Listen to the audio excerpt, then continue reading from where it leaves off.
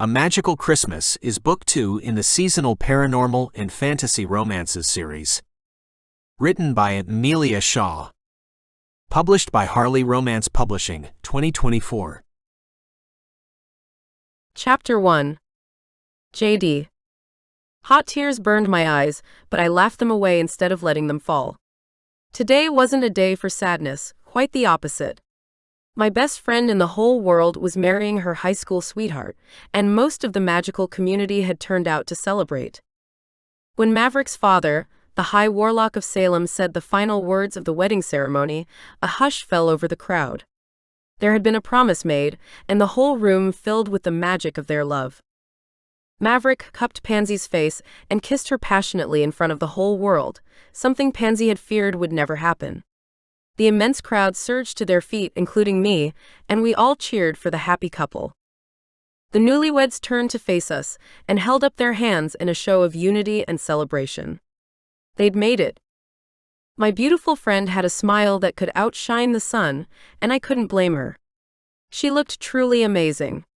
Her dark hair had been magically colored to include pink and white highlights, which went with the theme of the wedding. Flowers covered her from head to toe, making her look like a real-life fantasy princess. Tiny rosebuds were woven through her hair and twisted across her bodice, then trailed down her long skirts. Even her wedding dress was a pure soft pink. She was Pansy perfect. Still holding hands, Maverick and Pansy ran down the aisle together and into the reception area behind us. We followed behind them as a large group, filtering out into the huge ballroom, filled with tables, flowers, and music. I stopped in the center of the room and stood still, absorbing the beauty and wonder all around me. I was still looking for my own man, my own happily ever after. And a pervasive loneliness that came with the absence of love ate away at me every day, to the point where I struggled to push away. But not today. Today, I was filled with nothing but pure happiness for my dearest friend. She deserved this love more than anyone I knew. And I was thrilled to find out I'd been seated at the family table, next to Pansy's mom and dad. I wouldn't have to deal with my parents, who'd mercifully been placed toward the back of the room, or any of the power-hungry warlocks who'd been flown in from the London head office. I was done with warlocks and most witches for the most part, though Pansy's parents were the exception. So, how was Australia? I asked Pansy's mom, Mary, after I'd sat down beside her at the family bridal table. She was watching the newlyweds dancing happily on the dance floor, to the music playing softly around us. She turned toward me with a big smile. Oh, it was amazing. It was all sandy beaches and lovely people. There was not a lot of magics, of course, but we weren't looking for other witches or warlocks anyway. No, unlike my parents, Mary and Stephen didn't have a lot of power or magic. They lived their lives similar to the way most humans did, and were so much happier for it. Pansy's uproarious laugh caught my attention, and I looked toward the dance floor again. Damn, they were perfect together. Do you know where they're going on their honeymoon? I asked. Mary poured herself a glass of white wine and took a sip. Hawaii, I think. But Maverick's got money and magic aplenty, they can go anywhere they like. I raised my eyebrows at her. That sounds a little bitter, Mary. Mary shrugged. Yeah, maybe. But Maverick broke my girl's heart in high school, and I'm not sure I've ever forgiven him for it. He wasn't there to see the pain he caused. I was the one left to help Pansy pick up the pieces. My heart went out to her for putting on a brave face, despite harboring anger towards the man who was now her son-in-law. I made a mental note to speak to Maverick about that in the near future. I put my hand on Mary's arm, loving her even more in the moment of honesty. Well, I've done a little scrying on their future, just for my own peace of mind, and for what it's worth. I'd encourage you to let that one rest, Mary. These two are going to be happy for a very long time to come. Mary stared at me with unshed tears glistening in her eyes. Really? She asked, her tone one of genuine hope. I stood up and pulled Pansy's mom into my arms for a big hug. Really? You don't have to worry. Our Pansy's going to be okay. The past is in the past. Mary hugged me back tight, clearly relieved. I held my tongue on offering further details. Mary and her husband Stephen didn't have a lot of magic between them, but they had a great earnest love. Their daughter would truly have it all, but I wasn't sure that was what Mary needed or wanted to hear. Pansy and her children would have magic, great magic, and they would have money. But most importantly, they would have more than enough love, certainly more than I'd ever known, and that was all her parents had to know. Mary pulled back to sit down and dab her face. I sat with her, magicking up a cocktail for my very single self. I was crying today. No matter what. And what about you, JD? Mary asked, reaching for the warm fresh bread rolls.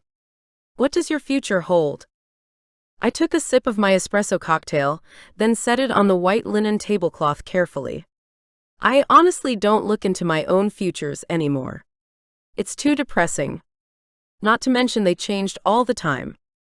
And I couldn't cope with feeling hopeful, then having those hopes dashed. It hurt too much. Mary changed the subject without missing a beat. Well, what are you doing for Christmas? It's only a few weeks away now. I pressed my lips together. My parents didn't really do Christmas, and it had been a good many years since the festive season for me had been more than a day or two work-free paired with lots of wine. I don't know, actually, I answered elusively. Mary's gaze slid sideways as she reached out and touched Stephen's arm. We did one magical thing on our last trip, didn't we, honey? Stephen, a balding warlock with beautiful blue eyes, smiled at me. Oh yes. I waited for them to reveal all. When they didn't, I laughed. Well, are you going to tell me? Stephen gave Mary a pointed look. She turned back to me, her gaze bright. We went to the North Pole. I shuddered at the very idea of all that snow. Oh. Was it freezing? Mary's laugh was like a tinkling bell all around me. Oh no. We met Santa, actually, Stephen said matter-of-factly. Though he prefers to go by Nicky. I laughed again and took another sip of my martini. But when I looked back at Stephen, it was obvious he wasn't joking. You're serious? Absolutely, Mary answered. We have his coordinates. He told us to send a friend or two that we trusted. If you don't have any plans, maybe you could go visit with him for Christmas? It's a beautiful place, full of beauty and magic. I set my martini down and stared at them wide-eyed. You're serious, aren't you? What's he like? Was Santa really 1,000 years old, with a belly as round as a bowl full of jelly? Mary grinned at me. You'd like him. But we're not going to tell you anything else. It has to be a surprise.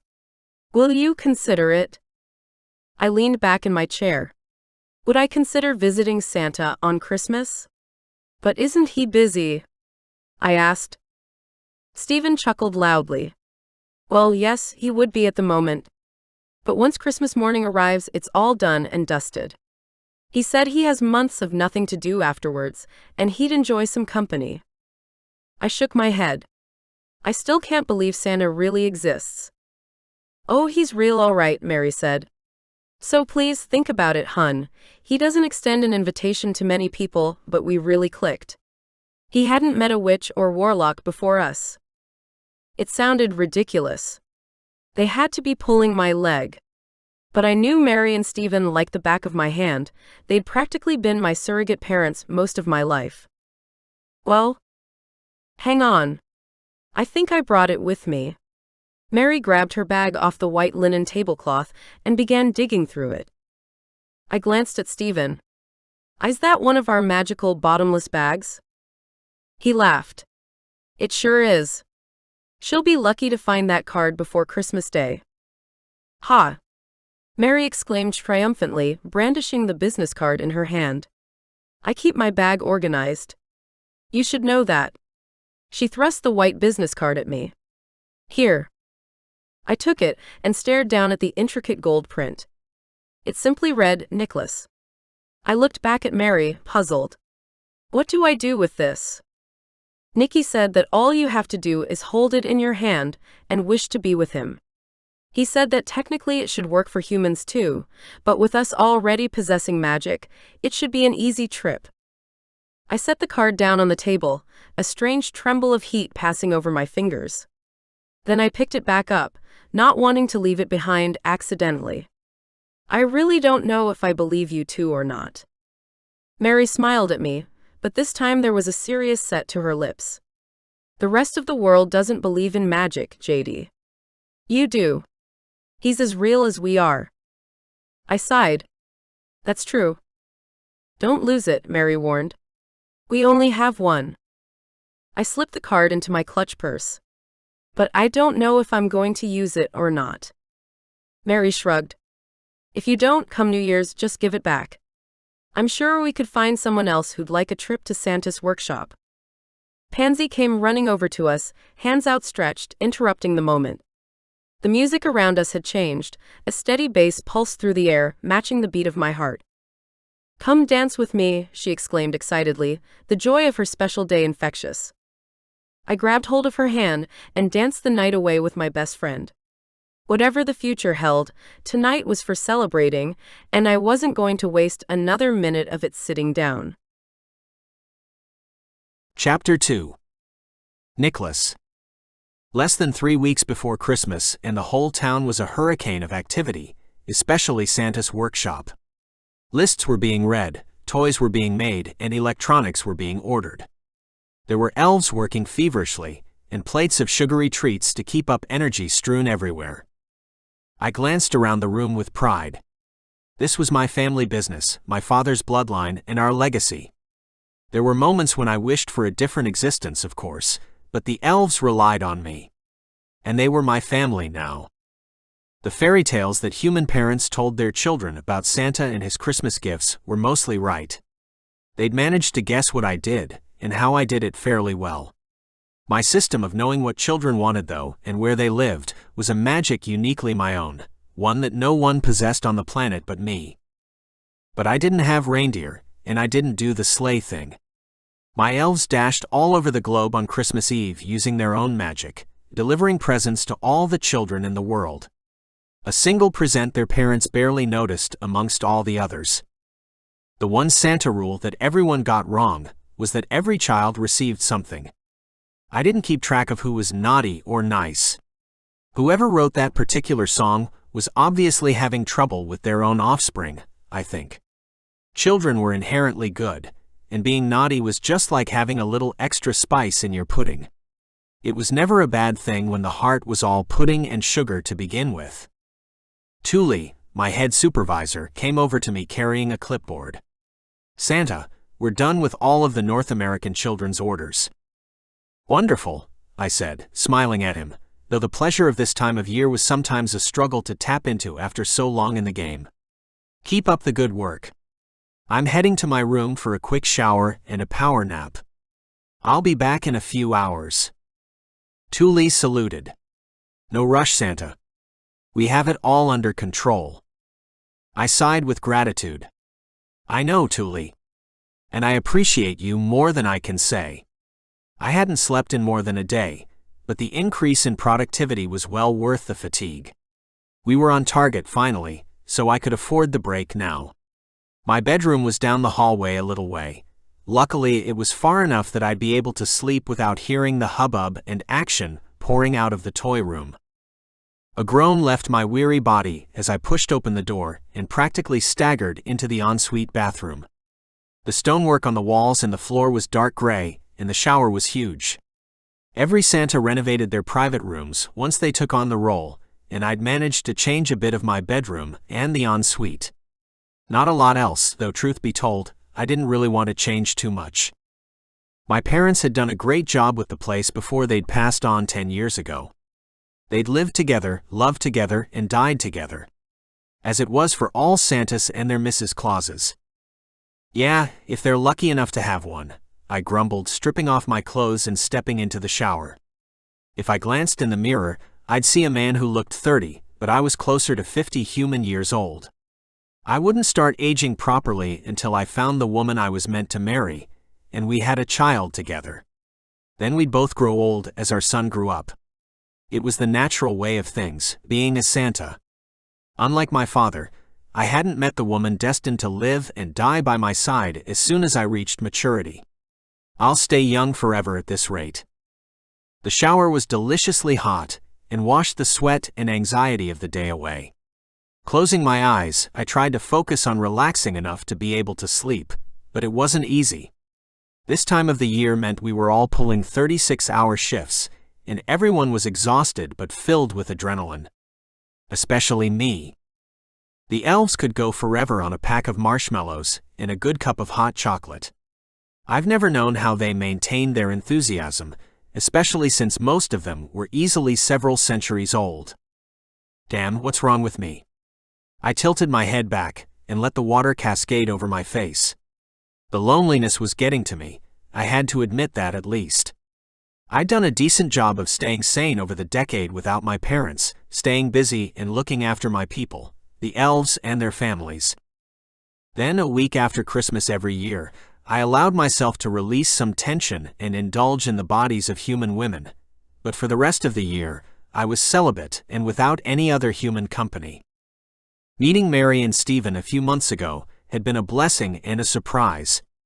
But their unexpected visit had reminded me of just how alone I was up here without a single soul like me. No family. No wife. No children. No friends. The elves were great, but they treated me like their boss, and they had their own families. I smiled as I remembered meeting the two strangers out in the snowfields, lost and exploring. Mary and Stephen had been a great couple. Funny, happy, and hopelessly in love. They'd been traveling the world together. A warlock and his witch. I turned the water off and dried myself quickly, before shuffling over to my huge bed. I needed a break from all this. I needed more. My father had always said that the woman who was destined to be my wife, and the next Mrs. Claus, would find her way to me. But in the 10 years since my parents had died, Mary and Stephen were the first human types to find their way to the North Pole at all. I didn't leave my kingdom, except for a few hours on Christmas Eve, and my 1 week of debauchery post-Boxing Day.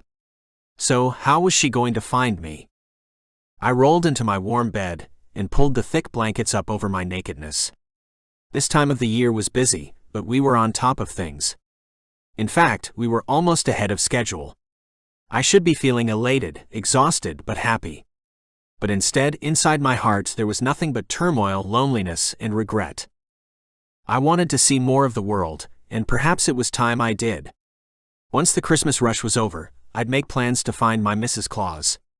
Because if she wasn't going to find me, maybe it was time I went looking for her. I closed my eyes and settled my head against the pillow. Where should I start my journey? I wondered. Somewhere like northern Canada, where the temperature would be freezing, but the people were friendly. She'd acclimatized to the weather here, well at least.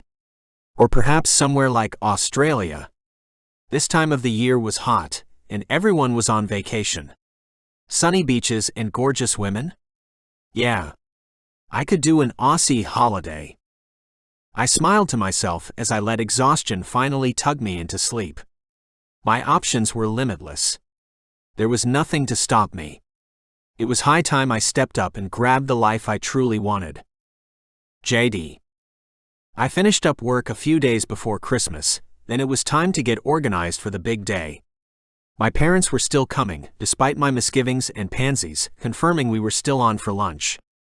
Thanks to my magic, I didn't need to shop for anything except the few ingredients I'd need for casting my spells. And luckily for me, there was only one shop where I could get everything. Pansy's potion shop was the best in town, which was something I'd always been very proud of her for. As I rounded the corner, I was relieved to see that her shop was open and filled with people, as always. I pushed open the door with a wide grin, not surprised to see the woman herself manning the desk. Pansy lifted her head from where she stood, immediately recognizing my presence as she finalized noting something down in her ledger. She caught my eye, grinning broadly. "Hello, stranger," she said cheerfully. I wandered through her store, closing the distance between us, happiness filling up my lonely heart. "Welcome back. How was Hawaii?" I inquired. Pansy and Maverick had returned from their honeymoon only a few days ago, yet I wasn't surprised to see that my friend was already back to working like her usual self, post-wedded bliss. "Oh, it was amazing," Pansy gushed, wrapping her long hair around itself and piling the mass on top of her head in a stylish and casual messy bun. "It was so warm, even at this time of year." "Lucky duck," I said, hugging my sweater tighter to my body. It was only 50 degrees here in town today, and yet when I checked the weather in Hawaii a few days ago, it had been closer to 70. "Can I get you something, hun?" Pansy asked, "or are you just swinging by for a catch-up?" There was a line growing behind me of customers who wanted to pay, so I needed to get out of the way. I stepped to the side. "I do actually need a few things, so unfortunately the catch-up will have to wait." "Do you need my help?" she asked, or? "No," I waved my hands at her, already stepping out of the line. "I know where everything is. I'll be back in 10. I let the other women behind me come forward with her armful of purchases, and went for a wander. Pansy was smart and had a mind for business when it came to public holidays. She always bundled up popular ingredients to make the buying experience easier and faster for customers, as well as more profitable for her. This month, she'd bagged up ingredients for cooking potions and common recipes kits for Christmas feasting. I needed exactly those types of ingredients for my lunch, but I didn't bother to hurry. I didn't have children waiting for me at home, or a million presents to buy. So I took my time and leisurely wandered around Pansy's shop, enjoying the lack of Halloween paraphernalia and the familiar scent of cinnamon in the air. The ingredients I needed for my spells were easy to find, and when I finally ambled back to the front desk, Pansy was just closing the cash register again. I put all my desired purchases up onto the desk and pulled out my credit card. "You know the High Witch doesn't usually work, right?" I teased. Maverick was the son of the High Warlock of Salem and would inherit his title with time. Once Pansy had married Maverick, she'd automatically become the next High Witch in waiting. A position coveted by almost every witch ever. Pansy rolled her eyes at me with a good-natured smile. "Don't you start." "Uh-oh. What do you mean?" "What's been said? And who do I need to beat up for you? If it's Maverick, I can take him." And I could. He was powerful, but I fought dirty when I needed to, especially when it came to protecting the few people I loved. Pansy started ringing everything up and packing my ingredients into a brown paper bag embossed with a festive holly symbol. "Oh, it's everyone. Maverick's parents and all the town folk that I've been talking to. They all think I should just stop working, sit down, put my feet up, and enjoy being Maverick's wife. But what would I even do with my time, JD? You know my little shop has been my lifelong dream." A question no other woman in all of Salem would have ever asked herself. I had to laugh at Pansy's authentic frustration. "See, this is why I love you. The main reason everyone in this town wanted to marry Maverick is because it would mean unlimited power and money for them. Whereas you married him for love and now you're back working. By yourself. Again." She flitted her eyelashes at me. "Well, I have hired a couple of local girls to help me.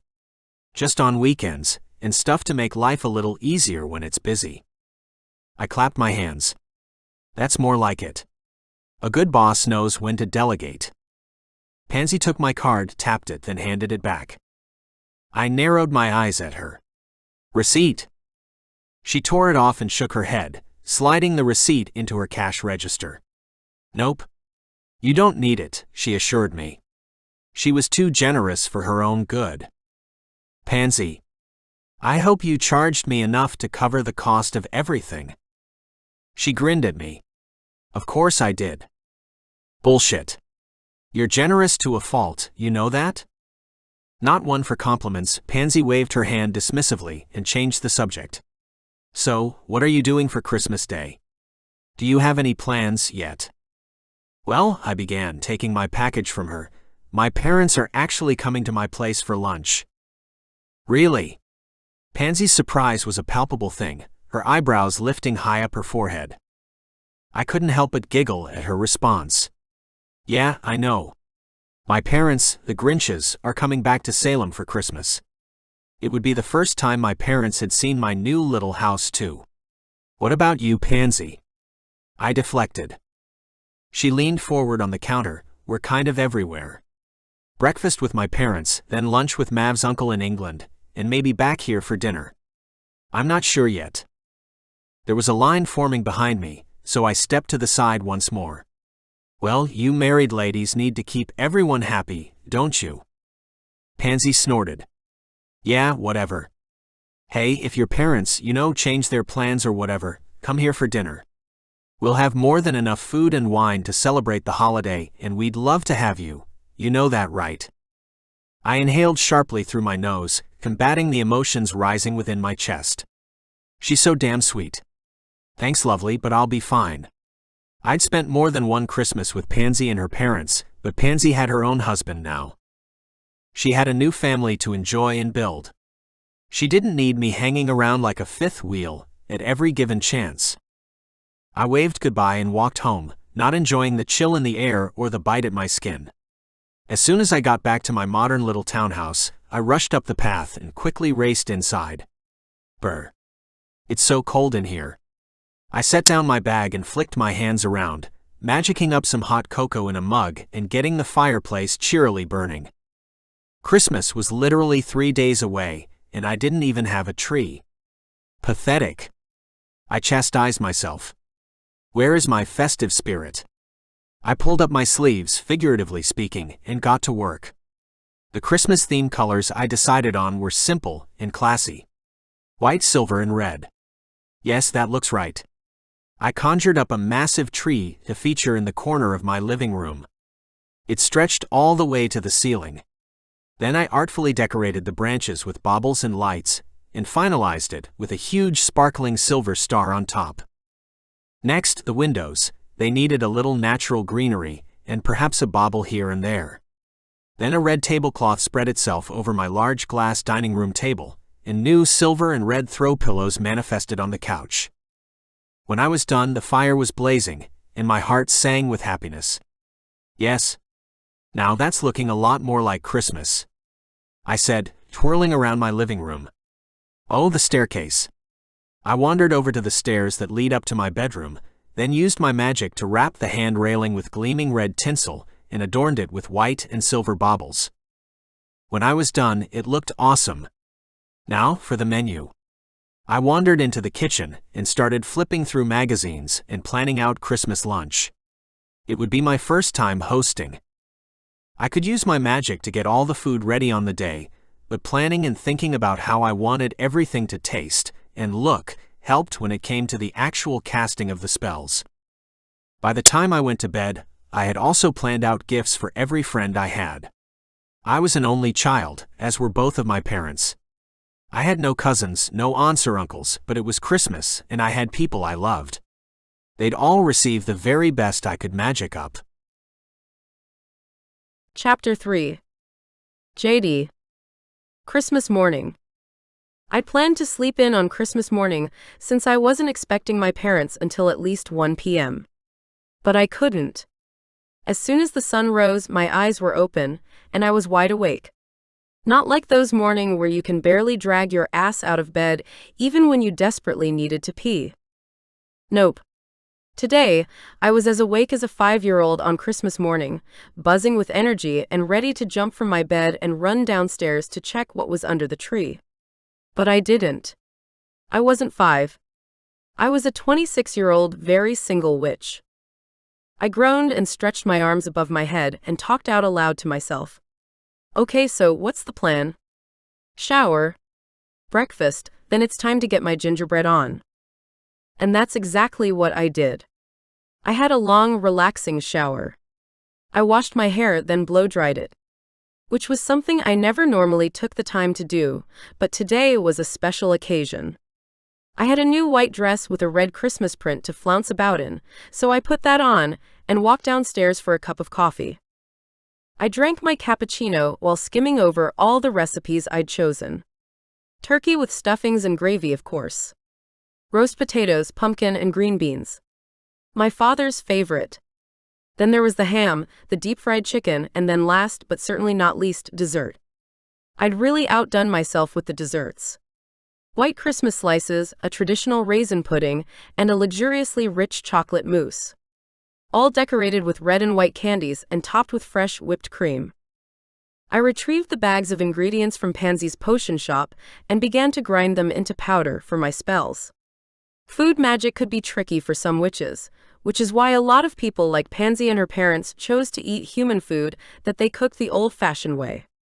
But thanks to my parents, I had a lot of magic at my disposal, so I could create and cook pretty much whatever I wanted with ease. Silver bowls and spacious decorative platters were needed first, so I pulled them from my cupboards. "All right, let's do this," I said, clapping my hands together as the potion took effect. I began to create the food I'd planned systematically, one dish after another, taking extra time to get the spices and flavors just right. Hours passed by, and when I was finally done, I was exhausted. My kitchen counter was overladen with delicious and amazing treats. My cuckoo clock, a birthday gift from Pansy, chimed at 12 noon, and the gorgeous little bird popped out. I sighed and sat down on the stool behind me. Phew. Just enough time to wash my face before Mom and Dad arrive. Picking up my cell phone, I took a photo of the epic Christmas spread I'd just created, sending it to Pansy. She sent one back almost immediately with an image of her and Maverick cozied up in front of a fireplace. Probably somewhere in England with his family. I sent back a happy message, wishing her the very best for Christmas Day, then set the phone down. I couldn't be jealous of my friend today. I was too happy. Plus, it wasn't like she hadn't been single for her fair share of years, waiting patiently for Maverick to come to his senses. Lucky for her and him, he finally did. A squeal of happiness filled my throat as I turned away from the counter, ready to march upstairs for the final leg of my preparation race. My cell phone buzzed once more next to the dessert trays where I'd left it.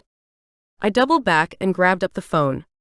Staring down at the screen with a smile on my face, I half expected the text to be another one from Pansy, or maybe even one of my friends from work. But it was my mom. "We've been invited to the High Warlock Luncheon in New York, last minute change. Rain check? We'll catch up in the new year. Kisses." My hands shook as my whole world came crashing down around me. I dropped the phone to the tiles at my feet, the stupid thing bouncing thanks to its expensive rubber case. Rage roared inside of me like a typhoon.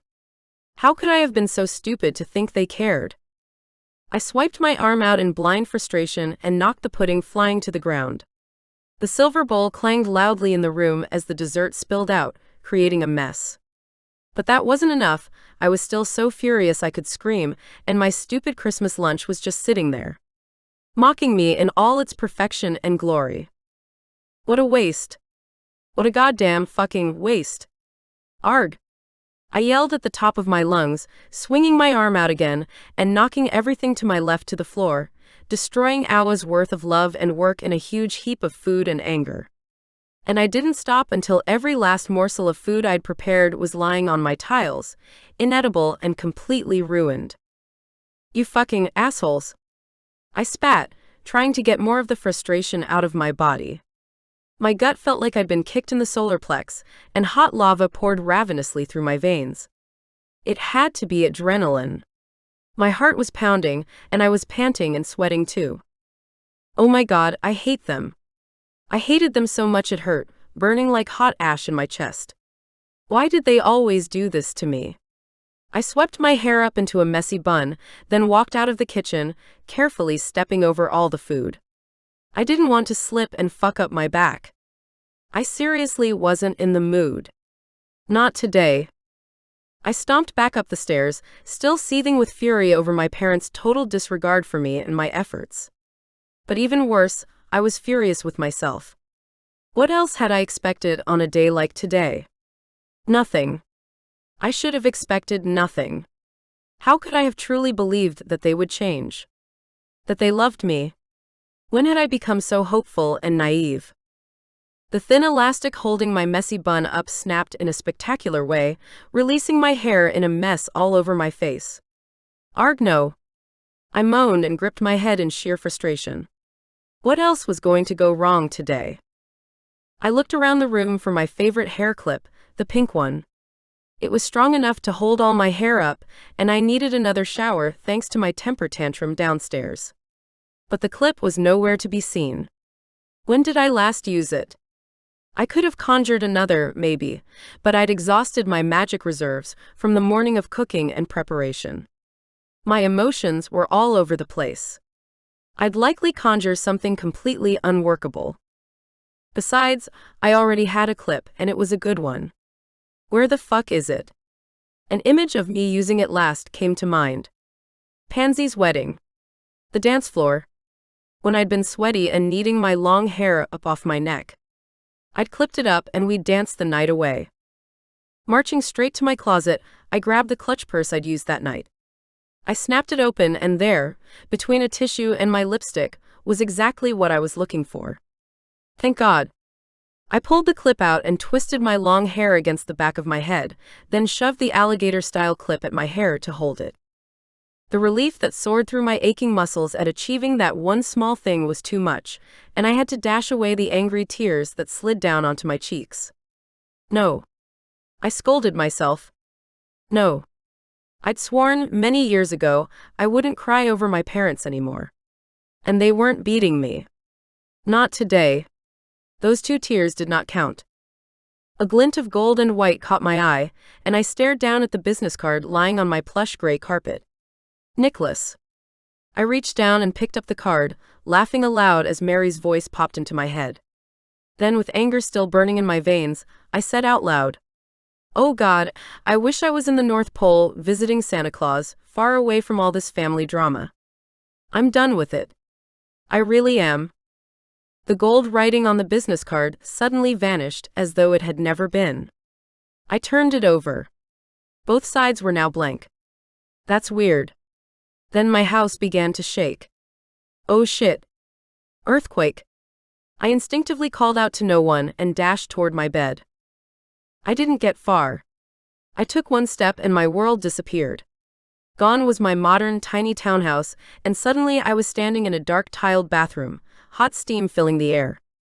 I blinked and pushed myself back from my lunge position so that I was standing flatly on 2 feet once more. What the fuck just happened? I looked around. This was definitely a bathroom, but not one I'd ever seen before. It was floor-to-ceiling dark tiles with a massive white tub and double vanity. The shower was behind me, and as I turned around, my jaw dropped and desire curled deep in my belly. Right in front of me was a huge panel of glass, separating me from the most beautiful man I'd ever seen in real life. He had long white hair which was casually tied into a man bun at the nape of his neck, and a body that belonged in a football locker room. He hadn't noticed me yet, and simply stood there with his eyes closed as the water slid over him. I couldn't help it, I stared. My gaze followed the path of the water rivulets as they ran over his huge shoulders, wide chest, and magnificent washboard flat abs. And his. Oh wow. I coughed to clear my throat, heat coloring my cheeks. I was starting to feel like a peeping Tom now. The poor man didn't even know I was there. Then he looked up and our gazes locked. My knees gave out beneath me, and I landed in a graceless puddle on the cold, wet tiles. My humiliation was finally complete. In absolute frustration and despair, I put my head in my hands and cried. Today was a complete fucking disaster. Chapter 4. Nicholas. I had to be dreaming. There was a beautiful red-haired woman in a Christmas print dress standing in my bathroom. Had my loneliness progressed to full-blown delusions? But then she collapsed into a crying mess on my floor, and the illusion shattered. She was real. And she was here. How, I didn't know. I turned the water off and grabbed a towel from the rack, tying it swiftly around my waist, before tentatively stepping out of the shower stall toward the woman on the floor. She sobbed like her heart was broken. "Are you hurt?" I whispered softly, dropping down to kneel beside her. I couldn't see any blood or a visible injury, but that didn't mean there wasn't one. She shook her head but continued to cry. I had no idea what to do, so I sat down on the tiles next to her and just waited. I honestly knew very little about women and their emotions, or what to do in a situation like this. My mother had been quiet and gentile. I'd never even seen her cry more than a tear or two, and that had been when my father was dying. When the red-haired beauty finally stopped sobbing, I reached for an extra towel and handed it to her. She offered me half a smile and proceeded to wipe her face, then slowly tried to get up. I jumped to my feet and offered her my hand. "Thank you," she gulped, her American accent ringing in the tiled room. "But I'm just going to wash my face." "Excuse me." She didn't take my hand, in fact, she hurried over to the basin and splashed some cold water on her face. Then she dried her cheeks and blew her nose with toilet paper. I couldn't help but stare at her. Despite her crying and interesting cleanup routine, she was simply beautiful. Even puffy and red, she was the most glorious woman I'd ever seen. Despite being a recluse, I'd seen my share of beautiful women in the moments I'd allowed myself to venture south and indulge in the lushness of the Canadians. When she finally seemed calm enough to talk, she pulled something strange from her hair, and her red locks tumbled down over her shoulders halfway to her ass. Before I could get a really good look at her derriere, she pirouetted around and looked at me expectantly. "God, you're beautiful," I breathed. She smiled. "Thanks," she whispered back. And only then I realized that I'd spoken out loud. "Oh, my apologies. I'm Nikki." I took a step forward and held out my hand. She brushed her hair back behind her ear with her left hand. "I'm JD." Then she reached out with her right hand and shook mine. Her hand felt like silk in my firm grip, and I found myself holding onto her for too long. She finally laughed a little awkwardly. I let her hand go and flushed. "Sorry." "Oh no. Don't be sorry," she said, putting her hands on her flushed cheeks. "I'm the one that's sorry. I just crashed your shower." I laughed and pulled my hair out of its confinement so I could run my hands through the wetness. "Yeah, well, you were certainly a surprise. How about I get dressed, and then we talk about how you ended up in my bathroom?" "Oh yeah. That sounds like a good plan," she agreed. I walked toward the door to my bedroom and slid it open. My bed called to me, telling me to bring the beautiful woman over. Warm sheets and a nice comfortable mattress awaited us. Great, talk about going from the frying pan into the fire. You're welcome to wait here. My dressing room has a door. Excuse me. I left her standing in the space between my bathroom and my bedroom, shoeless and looking so lost, I wanted to grab her up in my arms and tell her I'd give her a home that would make her smile. Pull it together, idiot. You just met the woman. I walked as calmly as I could into my dressing room, switched on the light and shut the door. Fucking hell. What is this torment? I was thick and throbbing beneath my towel. I wished I had a cold shower to jump into, to cool down. But there was another door and a hot woman to walk past to get back in that shower, so instead of cooling down that way, I grabbed my tightest pair of black jeans from the shelf above my head. A pair I'd brought from Canada back in the 90s. They should do the trick. I dropped the towel and tugged the jeans on, pulling the zipper up tight. It was the 26th of December tomorrow. I already had a motel booked in Vancouver, and a week of fun planned out to catch me up for the year I'd missed. My skin was tingling and hot, so I pulled on a lightweight gray sweater. I had to keep myself covered and cool, or I was going to grab for that siren and hope she wanted me as much as I wanted her. I managed to take one deep breath before I anxiously opened the door. JD was still standing where she'd stopped, but she was looking around my room. The bed was made at least. I had 2 elves that helped keep everything neat and tidy. Shall we go and sit in the library, perhaps? I asked. Somewhere more neutral. She grinned at me. And for the first time, I saw a twinkle in her blue eyes that hinted at the happiness and spirit of the woman behind the tears. With that one look, I was struck in the chest with a sensation similar to that of a swinging mallet. Oof, I gasped and rubbed the place over my sternum where the pain had hit me. She rushed forward. Are you okay? She asked. I nodded, though I had no idea what had just happened to me. Very strange. Let's go, I repeated, turning to walk out my bedroom door and into the hall beyond. Santa. Are you hungry? Elsa asked me unexpectedly, walking toward me down the hall with a laden silver platter. The woman beside me froze with an intake of breath. I glanced toward her.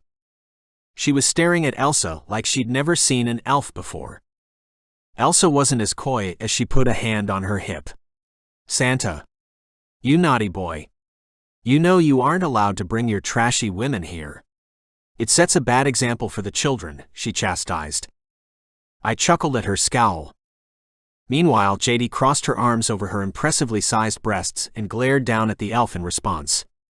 I'm not one of his trashy women, thank you. I didn't even know him until all of 10 minutes ago. The elf looked my guest up and down. You're a witch. Your magic is impressive. JD snorted. Impressive? How did you pick up on that? Elsa's magic is immense, I said, answering for my not entirely polite elf. All the elves have magic that surpasses that of witches and warlocks. I turned to Elsa once more. JD and I are going to speak in the library. Would you bring us some dinner, please? Elsa nodded, the bells on her hat jingling as she did. Of course, Santa. Then she marched off. JD stared after her. What's wrong? I asked. She turned to look at me, her eyes wide and bright. I really am in the North Pole, aren't I? I couldn't help but laugh at the stunned look on her face. Come on, JD, the library's this way. Cautiously, I put my hand on the small of her back and directed her toward the huge room where my father had sat reading most nights. The hairs on my neck stood on end from the moment I touched her. Is JD the woman fate sent me to be the new Mrs. Claus? Or was she a temptation, or test of sorts, I had to fight against? Only time would tell. JD. My heart thumped hard in my chest, while excitement and worry warred with one another, their combined electricity zinging through my nerves and making my limbs tingle. I had no idea what was going on, and for a witch who'd grown up in a wealthy family in a small town, that was saying something. I'd always been the big fish in a small pond, too afraid to leap anywhere else in case it wasn't as good as my home. But here I was, Alice, tumbling down the proverbial rabbit hole, and what an incredible wonderland I'd found myself in. I have to be dreaming. There really was no other explanation for any of this. So, I was simply going to go along with the flow and enjoy it, because how often did I get to eat dinner with a beautiful man, even in my dreams? Especially one with long white hair and an absolutely ripped body. Nicky's hand hovered on the small of my back, his touch soft but reassuring as he led me down the hallway and into a beautiful library. The walls were covered by floor-to-ceiling bookcases, and the only other furniture was a small table and two large, comfy-looking chairs. They were the kind that seemed perfect for snuggling up to read in on a cold day with a piping hot mug of hot chocolate. Which around here was probably every day. Oh, this is beautiful, I gushed. Sitting down on one of the leather armchairs, I stared at the roaring fireplace I hadn't noticed in my initial glance over the room. There must be a hearth in every room of this place.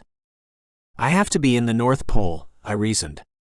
My hunky host, the plush chair, the sassy elf, and the crackling warmth emanating from the fire was too real to be a dream. I'd wished myself here, and I was now actually sitting with Santa himself.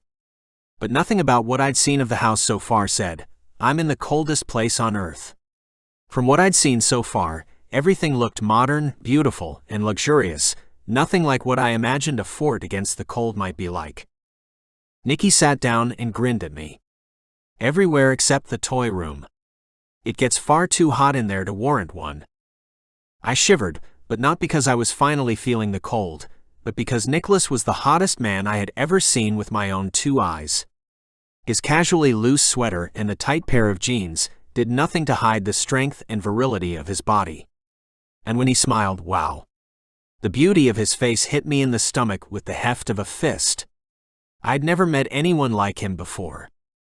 Here you go, Santa, the little elf chortled, toddling into the room after us with a tray of milk and cookies. This was dinner?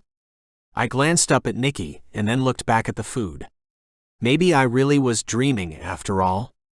Or had I fallen down my stairs and knocked myself unconscious in my rage? Did it matter at this point? Ultimately, number. May as well just enjoy this madness. Thank you, Elsa, Nikki said. Then the elf left again. I picked up a glass of milk at Nikki's gesture to help myself and took a sip. God, that's good.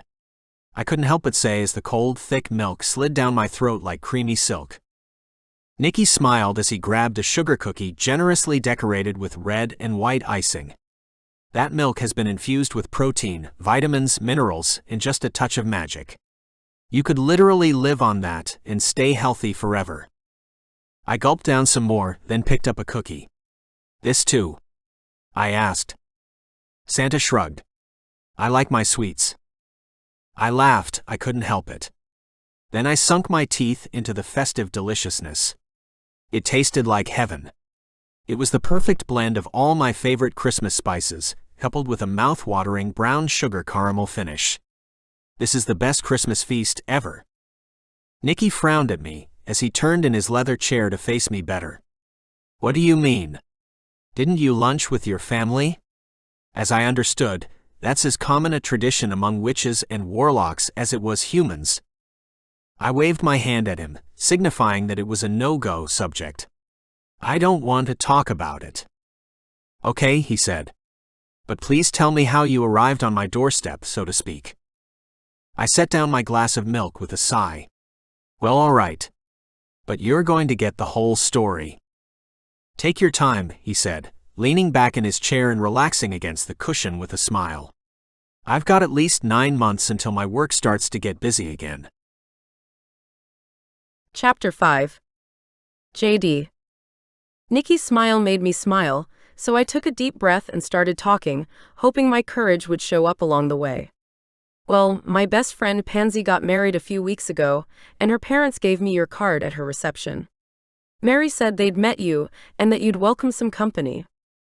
Nikki's lips parted on a soft gasp, then he smiled again. You know Mary and Stephen? He asked, a sparkle in his gaze. Almost all of my life, I admitted. They're lovely people, he said, shifting in his chair again. And yes, I did mention that. So you got my card and then? I nodded. Yes, and then I put it away, not really thinking about it too much more, to be honest. A part of me still thought Mary was just joking, you know? Pulling my leg, so to speak. Nikki nodded. Not surprising and understandable. I took a moment to assess his expression. Was he joking? Or did he actually understand that most of the world didn't realize that he existed? When I felt confident he was still intently listening and wasn't making fun of me, I continued. So, then today arrived. Christmas Day, Nikki said, a huge grin spreading over his face. The single best day of the year. I squirmed a little, looking away. Yeah, I suppose. For most people, maybe. But for me, never. Not for you, huh? He asked quietly. I shook my head and munched on another tasty cookie, pushing all the raw emotions down by sheer force of will. No. My parents aren't. Very well, parental, I suppose you could say. And we don't have any extended family, so it's just the three of us. Most of my Christmases have been with Pansy and her parents, or by myself. Which, as an adult, meant a day of drinking and watching movies on the couch, pretending that the rest of the world was just as miserable as I was. So, how did you end up here? He pressed, pushing my glass of milk towards me. Keep drinking. It helps balance out the sweetness of the cookies. He made it sound like I had to eat to balance out the wine I was drinking, but it was so much healthier than that. Even so, I gulped down some more milk and took another steadying breath. I didn't really talk about my family much. I didn't like how people judged me afterwards. But Pansy, well, she'd known my parents since we were too young for me to hide their behavior for them, so she understood. Well, this is going to sound silly. But when things didn't work out the way they were supposed to today, I just kind of said out loud that I wished I was in the North Pole with Santa, and away from all of my family drama. His swift intake of breath had me blushing. I know, sorry. Mary said I just had to wish for it, but I didn't actually expect that it would work. I promise. I was just so angry and desperate. Now I really am here, and I've crashed your Christmas day too. He began to chuckle. I tugged my gaze up to meet his, one eyebrow quirked with curiosity. Then he started laughing his ass off. I just stared. The beauty of his face, even when tugged into a truly hilarious expression, was still just breathtaking. How did this guy have such an effect on me? He slapped his thigh a few times, then finally stood up, still chortling, the hint of tears in his eyes. I rose to my feet too, not sure exactly what was going on now. Is something funny? I asked.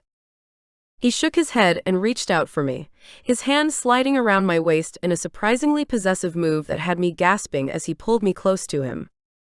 We were so close that his belly was pressed firmly against mine, and I had to push my palms into his chest and arch back so I could look up into his eyes. At this point, I really wasn't sure what was going on. His eyes sparkled with humor and happiness. No, not funny at all, he said, staring down at me. With that one look, his whole demeanor changed. He was no longer laughing. I could feel the intensity around him shift. His hands tightened on my waist, and my breath hitched in my throat as he lowered his head and brushed his nose against mine, stopping an inch away from kissing me. Did you know that I've been waiting for you to find me? He whispered against my lips. I gulped. You have. I managed to say back. He nodded, clenching his jaw in an obvious attempt to restrain himself. Yes. But part of me never thought you'd come here. I thought that I'd have to go out into the world to find you myself. His pecs were hard and flexed beneath my fingers, and I found myself digging my nails into his soft sweater as the tension between us grew, rather than pushing him away. I wanted him to kiss me so much, more than I'd ever wanted anything. This was the mystical Santa Claus. A magical man that I'd once believed to be nothing more than a fairy tale. So either I was dreaming, or potentially unconscious at the bottom of my own staircase, which still remained a distinct possibility, or I really was the only damn human female in the North Pole, and I had this gorgeous man, Nicky, all to myself. I lifted my chin, bringing my lips closer to his. So close, in fact, I felt his breath against my skin. So, now that fate has brought me here, I whispered, what are you going to do about it? He dropped his head that final half-inch and kissed me hard in response. I wrapped my arms around his neck and closed my eyes, a maelstrom of emotion and sensation wrapping me up and throwing me into the eye of the storm. His tongue pressed against my lips hungrily. I opened my mouth with fiery need. Ah! Oh God! I couldn't stop the moan that rose in my throat when I finally tasted his mouth. The sweetness and raw strength that flowed through his kiss filled me with a desire I'd never known. He groaned and his hand slid down, grabbing my ass and hauling me against his body. I grabbed his head and ran my fingers through his long hair, tugging the hair tie out so I could feel his otherworldly white locks between my fingers. When he lifted his head and pulled away, we were both breathing hard. My cheeks were flushed and heat coiled inside of me, deep in my belly and between my aching thighs. Parts of me were throbbing for him, in ways I couldn't even begin to describe. What are we doing? He whispered between breaths. I swallowed hard. I think the answer's obvious. My knees turned to liquid, and I bit my lip with yearning. I could clearly see the hard ridge outline. He stared at the ground and lifted a muscled arm, running his hand through his hair, seemingly caught by indecision. JD, I want you so much, but we just met. I took a step toward him, not even sure where the words came from. I don't care if this is all a dream or an unconscious wonderland, but I can't let this Christmas day be the day my parents broke my heart for the final time. Please, don't stop kissing me, I pleaded. Part of me was still so sure I was dreaming. None of this made any sense. How did it feel so right to be with Nicky? He was almost impossibly hot. Surely too hot to be real. Who ever heard of a young, hot Santa, anyway? I was most probably lying at the bottom of my stairs, concussed out of my mind. Pansy will find me later and will heal me. But for now, I needed to believe that the possibility of love and pleasure was still out there in the world for me, that the chance of my very own fairy tale still existed. Nicky surged back toward me, gripping my cheeks in his hands and kissing me passionately. I didn't hold back. I grabbed at his sweater, pushing it up so I could touch his skin and feel that incredible body beneath my hands. I'd seen him in the shower, every delicious inch of him. But feeling him like this was a fantasy brought to life. This time when he broke our kiss and lifted his head, he didn't move away either. "Come to bed with me." I nodded, because there was no way I was rejecting Santa on Christmas Day. Not even my subconscious self would be that silly. Nicky took my hand and pulled me out of the library and back down the hall. I had to almost jog to keep up with his long stride, but a laugh filled my chest as happiness surged through me. I really had to thank Mary for giving me that card at the wedding once I came to. What a magnificent dream this is turning out to be. And I had her to thank for the crazy idea. When we got back to Nicky's bedroom, he shut the door and locked it. Then he turned back around. I was ready for him. I undid the zipper under my arm and slid my new festive dress off, pushing it to the floor. I was left standing in just a pair of black knickers. I wanted to feel him, all of him against me. His heat, his skin, his desire. All of it. The man before me stopped and stared, his blue eyes burning with unhidden desire. When Nicky reached over his shoulder and pulled his sweater off, butterflies took flight in my belly. This was it. The moment I'd been waiting for since I first saw him. "Please, please, please," I begged myself. "Don't wake up yet." Chapter 6. Nicholas. I gave her a soft smile. "Shower?" She shook her head with a playful smirk.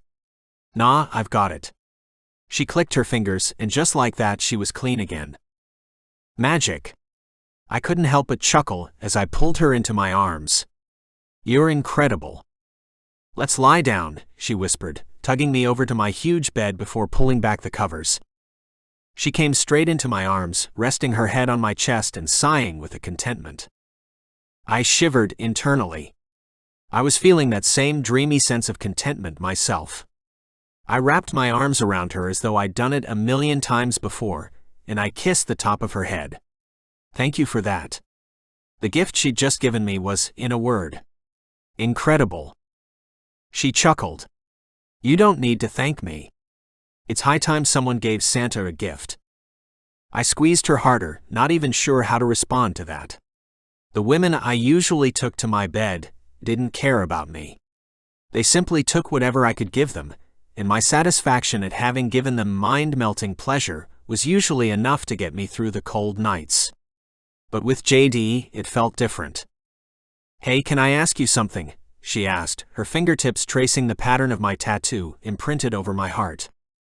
"Anything." I sensed more than saw her smile. "What did you mean when you said you'd been waiting for me?" "Oh, crap. Damn. My policy has always been truth above all else, but I don't want to scare you off, JD."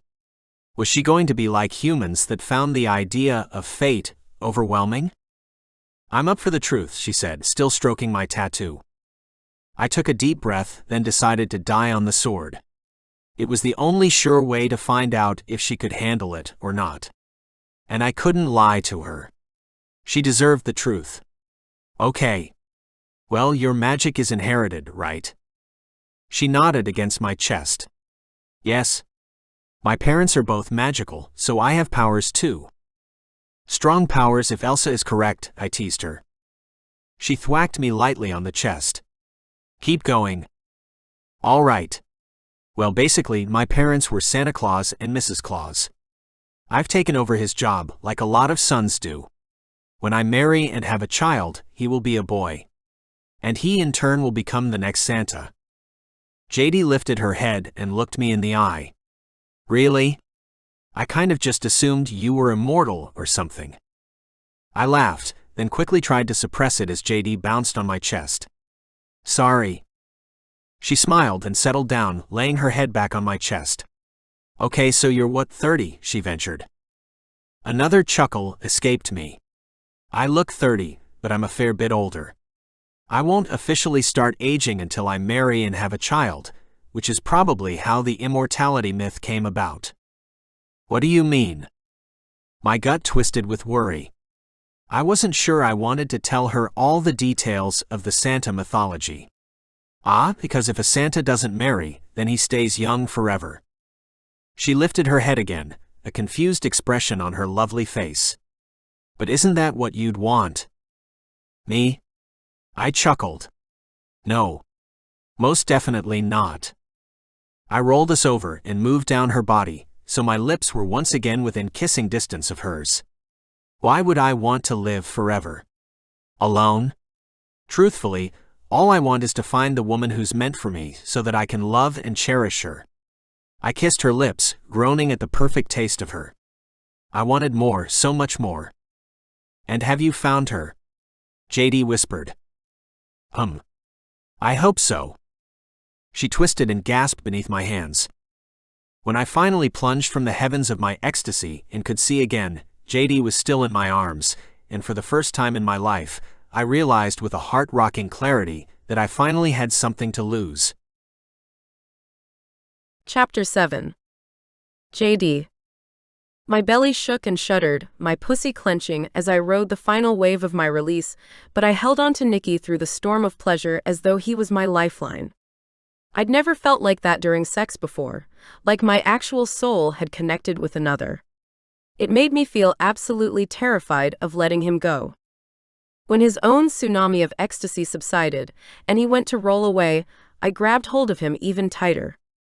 Nicky kissed my temple and whispered as if to reassure me. I'm too heavy for you. I shook my head vehemently. No. You're not. Stay. Please. He did, but he was also right. He was heavy on my chest, and my breathing was becoming increasingly labored. I panted a little, working to keep my breaths shallow. He chuckled and rolled to the side, a smile on his beautiful face. With a regretful sigh I let him go, because he stayed firmly buried inside me and didn't go too far. What are you grinning at? I pouted. This isn't usually me, by the way. All clingy and stuff. I certainly wasn't one to sleep around, but I'd had boyfriends, and my fair share of a few wild nights. But sex had never been like this. His smile was sweet as he tenderly tucked the hair behind my ear. You're perfect, JD. So stop overthinking this so much and just enjoy the feeling. I nodded and shifted my head to rest more comfortably on one of Nicky's soft, plush pillows. Okay, I'll try. Such wise words. But I had so many more questions. Like, how old was he really? And how long had he been waiting to find the woman he was destined to marry? How would he possibly know who she was when she appeared? And did he really think it was me? Because everything he'd said so far inferred that he thought I was. That in and of itself felt insane. I'd known Nicky for all of a few hours, so how could he know for sure that I was the one? With that being said, how was it possible I could feel so incredibly close to him, after so little time spent in each other's company? Do you have magic? I asked him cautiously. Why do I? I coughed to clear my throat. I feel. No. I couldn't do it. Not yet. He smiled. I do have magic, but I'm not a warlock if that's what you mean. It's different. But yes, it is a sort of magic. I took a breath and tried to work out how I was going to ask this question. Well, it's just that you said you've been looking for what do you call the woman you're meant to marry? He raised his head and rested his chin on his hand. Well, my father used to refer to her as my Mrs. Claus. Sometimes I think of her as being my fated love, the same way shifters have fated mates. Shifters? I asked, my eyebrows rising high until my eye muscles felt strained with the effort. Nicky shrugged his massively hunky shoulders. There's lots of fairy tales and myths out there that are real, JD. More than most humans, witches, or warlocks know. I had so many questions, but I yanked my concentration back to the most pressing matters at hand. Okay. I'll leave that for another day. But back to your Mrs. Claus thing. Is she a choice you make? Or is it more like, you'll know her when you see her? He glanced away and shifted his body. I was forced to grip his pelvis hard to keep him inside of me. But he wasn't answering my question, and the gap between us became more and more apparent. Grimacing, I moved self-consciously. He came away from my body and rolled away as if I'd never spoken. Shall we shower? I definitely needed to. Okay. A little crestfallen at his avoidance, I followed him into the bathroom and carefully stepped over the wet tiles until I stood beneath the welcoming hot spray. The whole room smelled like sex, sweat, and Nikki. I cleansed myself quickly and thoroughly, the water washing away the evidence of our lovemaking. Nikki turned on another showerhead and scrubbed himself too, purposely avoiding my gaze. I wasn't sure how I'd fucked up, but I had. And I had to either fix this fast, or I might as well head home to my townhouse.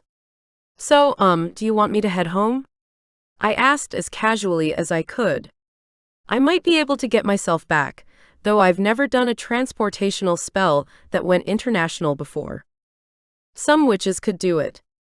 And I had the power, but I'd never tried the spell before and hated to think what could happen if I made a mistake. I might find myself stranded in the middle of the Atlantic Ocean. Nikki's gaze snapped to me. You want to leave? He asked, seeming almost angry somehow. I had no idea how we'd gotten from what we'd shared before to here. Ah, no, but... Then don't, he said, then coughed to clear his throat. Stay. I nodded to agree, but my gut was churning. I really didn't understand what had gone wrong with our conversation.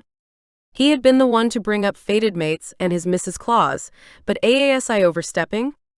Asking questions about private family stuff? Maybe it wasn't my place to ask such things, and if so, I needed to apologize. Hey, look, Nikki. I didn't mean to pry into your family business. I was just curious, that's all. I never meant to make you feel uncomfortable. His lips quirked up in a smile. I shivered as warmth cascaded over me, hotter than even the shower water. In an attempt to deflect and diffuse the tension of the moment, I made a joke. The next thing you're going to reveal is that the Easter Bunny's real, right?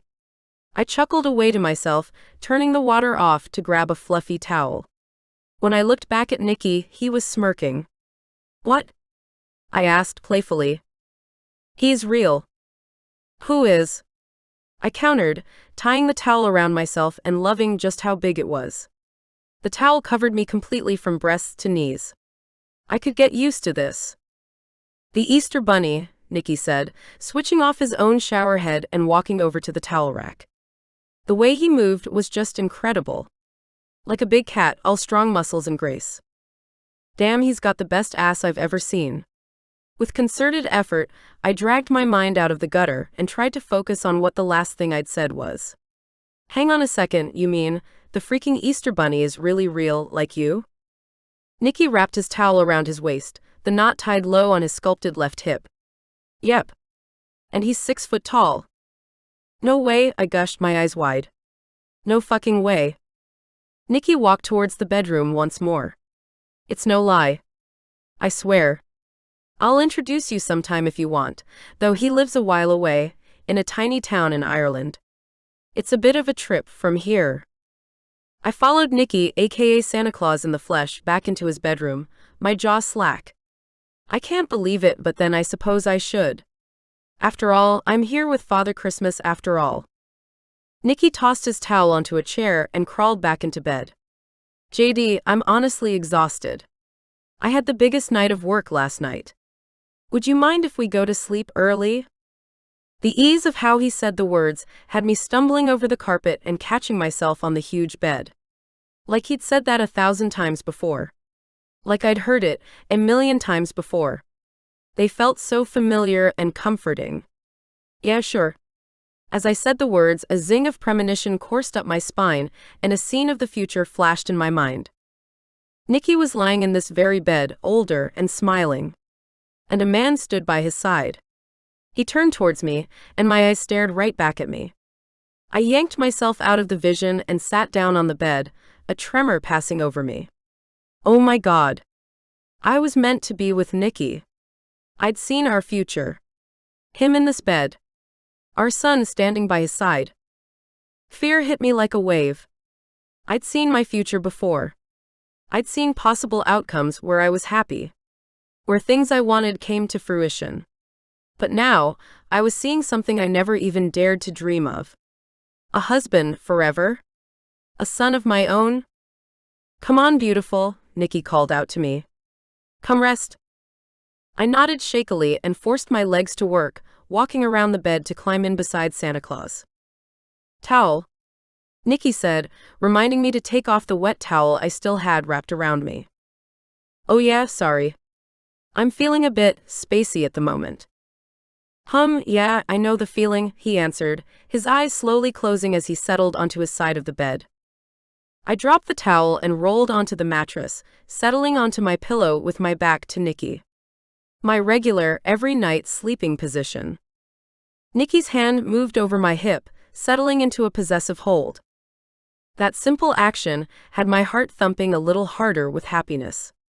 Part of me had always hoped for love and true joy in this world, while another larger part had always believed I didn't deserve it. Only time would tell which part was right.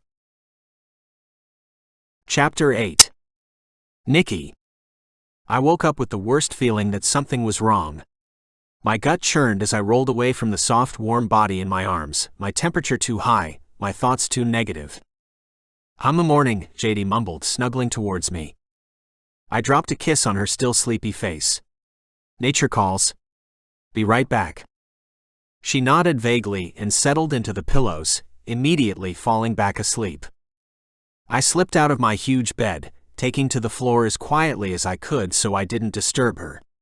For a time I simply stood there, staring at her, my heart aching at the perfect sight of JD sleeping soundly in my bed, her gorgeous long flame-red hair fanned out around her. The soft smile that tilted her lips, even in sleep, warmed something deep within me. She was glorious in a way words failed to describe, and everything inside my heart told me that this woman, this witch, was the one. The one I was meant to love. The one who would live by my side, and die by my side, and yet I couldn't force her to stay here. And I sure as hell couldn't force her to accept me, if she didn't feel the same way. And how would she react and feel if I told her the truth? If I dared to reveal that I believed she and I were meant to be, that the hand of fate brought her here, into my arms, and not just a desperate wish on a bad day. The fear and uncertainty were rattling me to my core, so I went to the bathroom and took a nice, long, soothing shower. When I emerged, JD was still asleep. I dearly wanted nothing more than to climb back into bed with her, but something made me turn towards my dressing room instead. I pulled on some loose, worn denim jeans and a white shirt and walked down the hallway into the kitchen. There, sitting on a stool, was a woman I'd never seen before. She had long dark hair with flowery pink-dyed highlights. She was casually sipping at a steaming mug of hot chocolate. Meanwhile, Elsa was grinning like she'd never been happier. Here you go, Santa, Elsa said, pushing a tray of milky hot chocolate and gingerbread towards me. Thank you, I said, taking a drink before focusing on the woman who was sitting on the stool like she had every right being here. I'm Nikki. And I'm Pansy, she answered, grinning broadly. Oh, you're Mary and Paul's daughter? She nodded. Yes. And Maverick's wife. And JD's best friend. I slid onto the stool next to her, uncertainty bubbling up. Well, it's very nice to meet you. I assume JD arrived safely, she asked, pulling no punches as she swiveled around to look straight at me. She had clear, intelligent green eyes and was a very attractive woman. But she didn't get my heart beating hard or make heat weave through my body like it was on fire. Maybe it was because I already knew she was married and unavailable. Because there was no missing the huge glowing gem of a ring on her finger. Or maybe it was because she had just announced she was JD's best friend. But either way, there was nothing reacting inside me. Not even a little flare.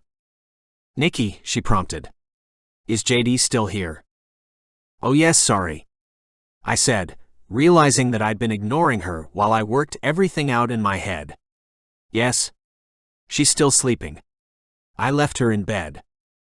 Pansy's eyes went wide, then she tilted her head at me. You got her in bed already? Oh well, damn it. I hadn't meant to reveal our relationship so quickly. But Pansy had caught me off guard, landing in my kitchen like an old friend. Then she grinned at me. It's okay. Don't stress.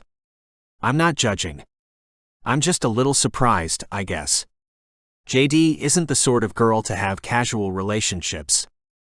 I nodded and focused on drinking my hot chocolate, but inside my head I was screaming. This isn't going to be a casual relationship. So, what can I do for you, Pansy?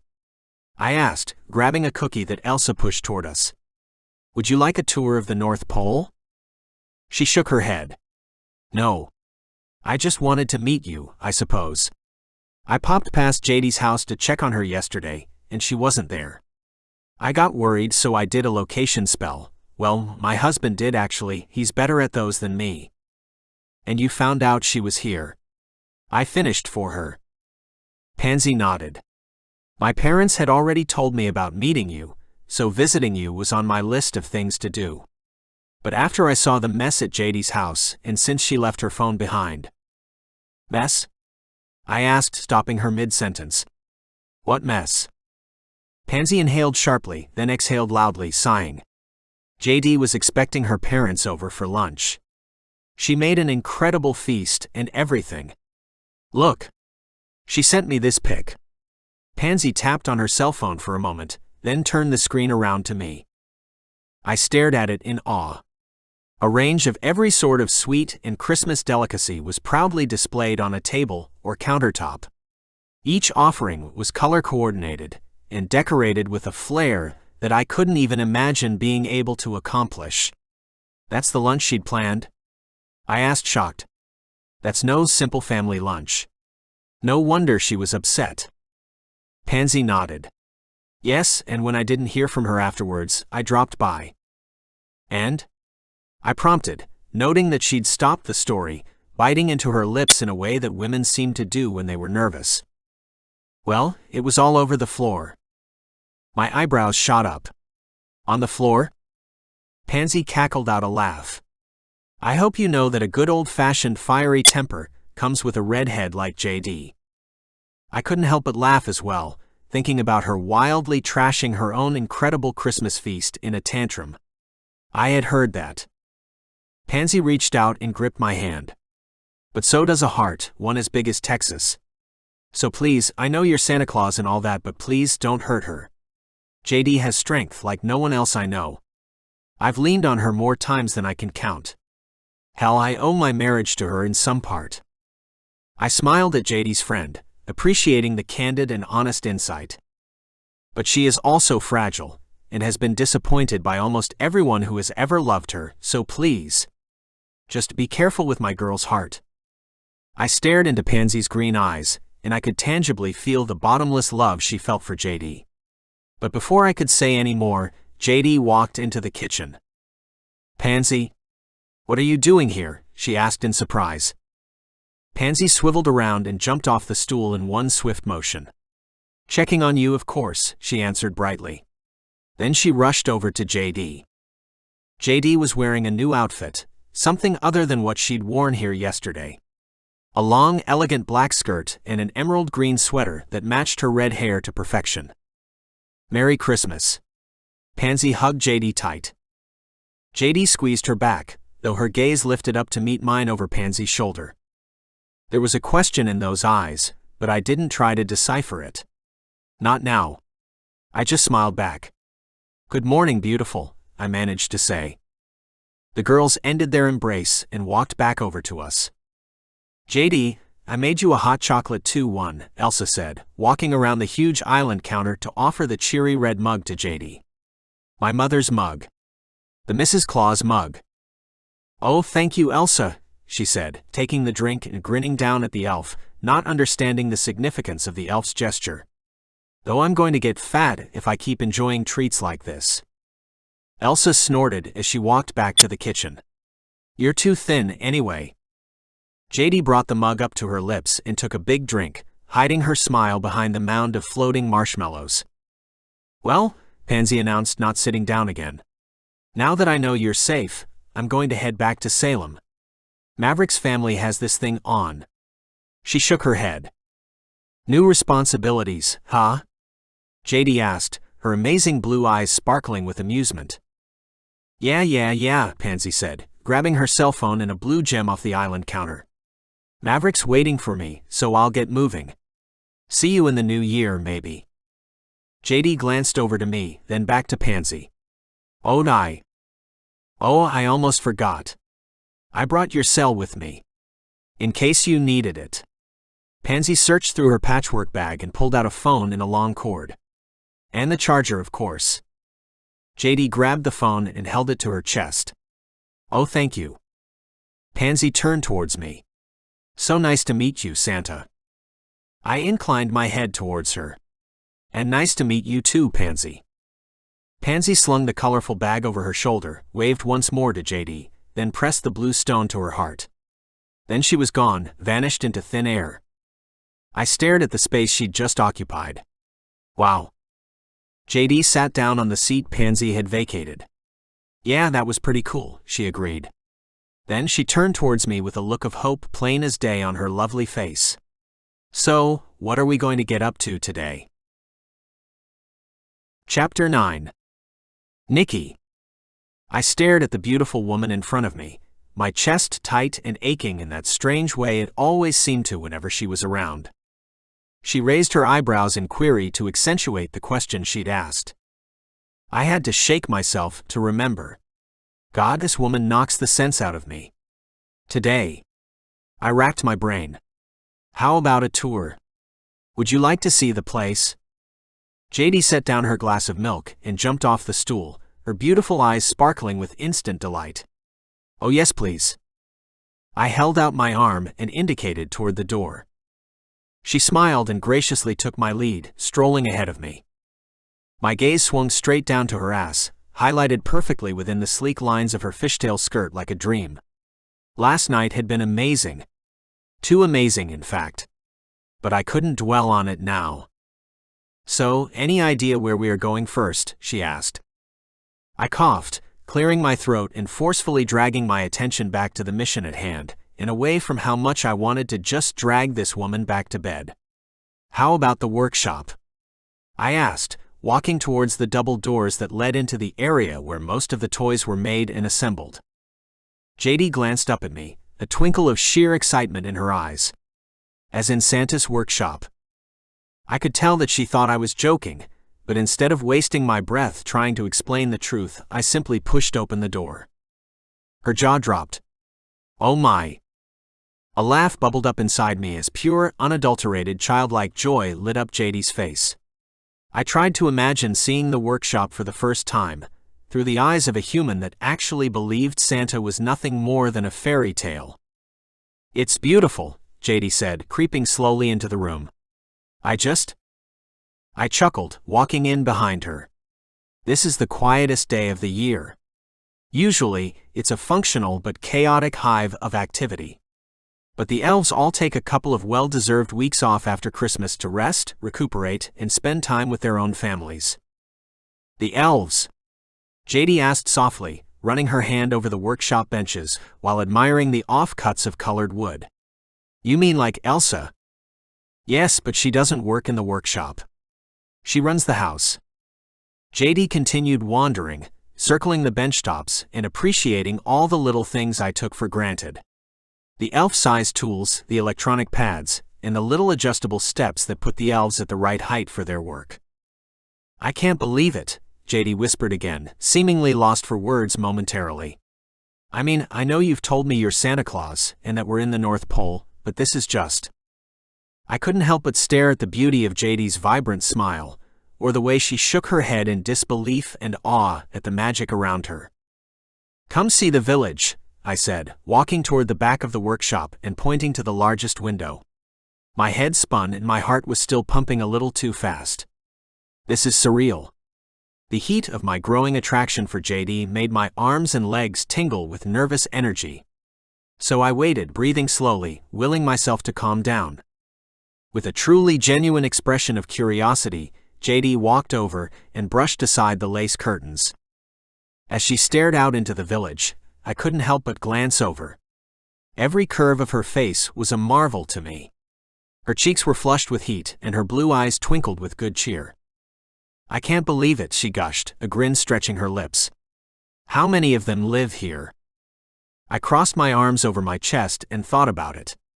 At last count the population was about 400, I think. JD was still staring out the window, admiring the beautiful, whitewashed world beyond, when she fired out another question. "And how long do they live?" "Forever?" I chuckled. "No, not forever. But their normal lifespan is on average 100 to 150 years. This your life? It's incredible," JD said, then turned to look up at me. I smiled at her, enamored by her reaction. "Yeah, I suppose to you it would seem that way.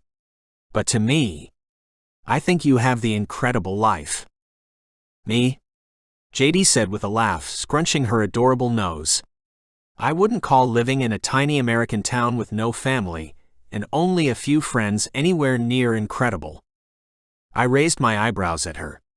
"JD, you're a powerful witch who could literally live anywhere and do anything. If you choose to stay in Salem, then there's probably a reason for it." She blinked at me, surprised. "And how do you know that about me?" I winked at her. "That's my magic, remember? Santa knows all." She blushed deeply, her cheeks as cherry red as her beautiful hair. I cackled out a laugh. "Not anything naughty, JD, don't worry. And I'm only kidding. It's just obvious to me that if a witch with powers great enough to impress my elves stays in her tiny hometown, there's likely a reason for it." She nodded, swallowing obviously. "I suppose so." My heart thumped a little harder, making my nerves stretch even more thinly. But really the question is, are you ready for something different? Something more? She bit her plump, sexy lower lip and stared up at me, unspeaking. My gut twisted. Am I wrong about her being the woman for me? Or is there someone or something that's keeping you there, JD? A guy, perhaps? She gave me a stern look, one eyebrow raised in return. "Do you really think I'd jump into bed with you if I already had a boyfriend?" "I'd hope not," I said with a shrug. "But if it's not the love of a man, then what's keeping you in Salem, JD?" She looked away. On instinct, I reached out to softly grip her chin and bring her face back to me. I needed to see the truth in her eyes. "I'm not sure," she began. I love Pansy, and part of me has always wanted to be near her. She's so different from the rest of the community. She's down to earth, and so are her parents, so I kind of wanted to stay by her parents in case they needed me. They've always been closer than blood to me." I was beginning to understand and see the larger picture here. "So, even though you've always had the magic and power at your disposal to live anywhere, you stayed near the only family who ever loved you." She nodded with a small smile. "And your work?" I inquired, more for selfish reasons than anything else. "I enjoy my work, but really it's the kind of job I could do anywhere.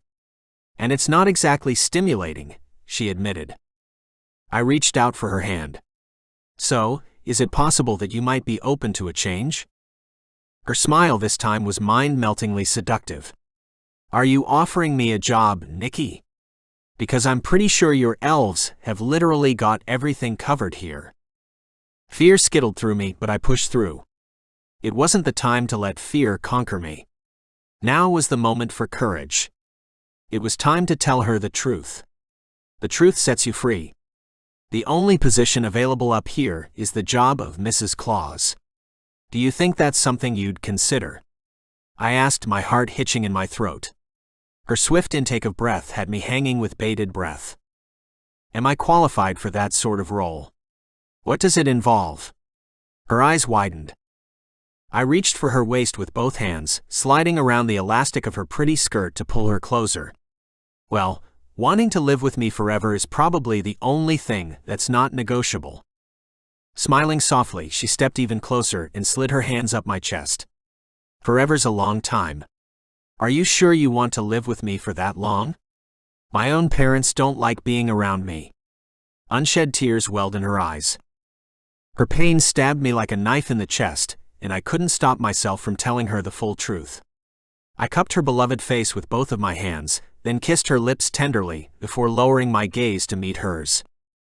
Sweetheart, fate sent you to me. I feel it in my very soul that you're perfect for me. So if you'll have me, I want you to stay. Be my wife.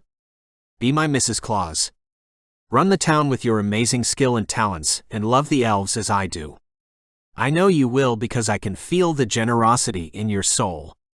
It emanates from you like a rainbow of pure light. You're good right to your core, JD. And I'd be the luckiest man in the world to have you at my side. She blinked, and the tears she'd been trying so valiantly to hold back slid down her cheeks like drops of dew. I used my thumbs to gently brush them away.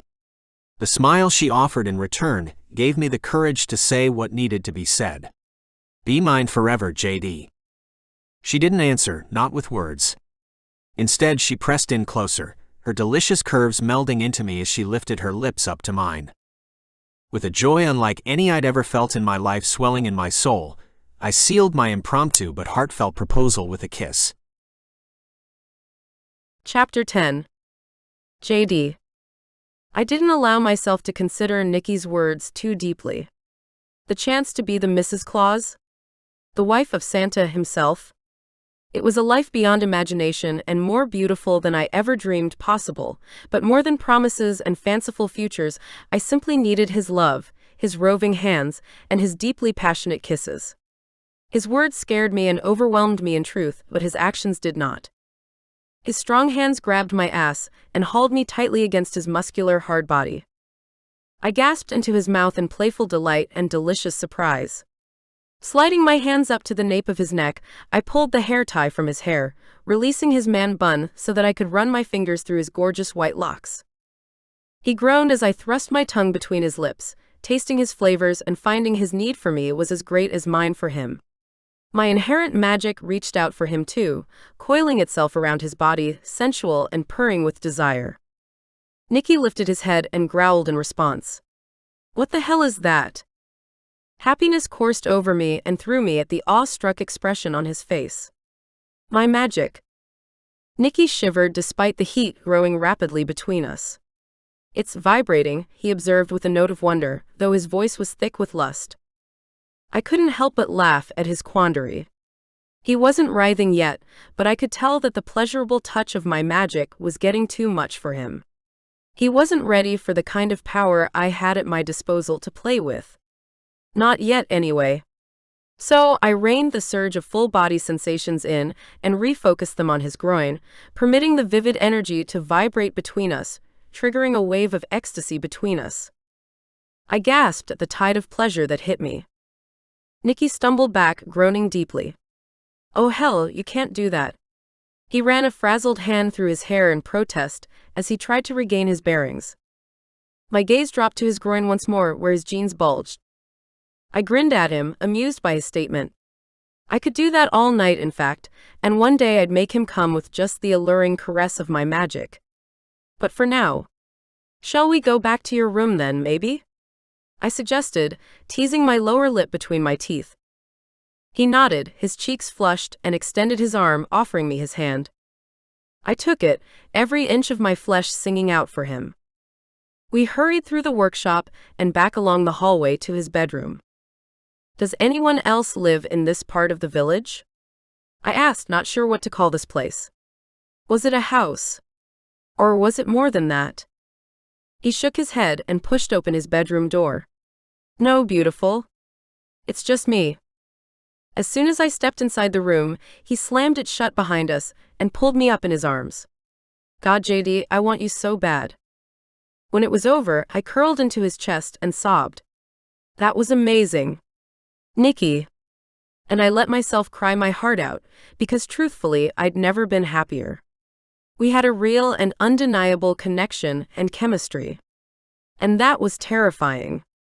Because any time I had ever experienced even the slightest glimmer of hope in my life, it was soon lost. And the mere thought of losing Nicky caused my heart to hammer with an instant and insurmountable fear. Losing him was now my worst nightmare. Chapter 11. Nicky. I held JD while she cried, her words and actions not quite in harmony with one another, but then women were a mystery sometimes. Could these be happy tears? I wondered. They didn't really sound like it. I'm just going to use the bathroom, JD whispered, her throat a little hoarse as she pushed up from my chest to head over to the adjacent ensuite. I pulled myself up and watched her go, unsure if I should go after her or not. But when she shut the ensuite door, the choice was taken from me, and so I simply adjusted the blankets and sat there in bed. How long was an appropriate amount of time to wait for her? She had me a little worried, if I was being honest. Though, the crying didn't continue, which was somewhat encouraging. Then the water turned on. Perhaps she was just overwhelmed by how intense our session had been. I was feeling something similar too.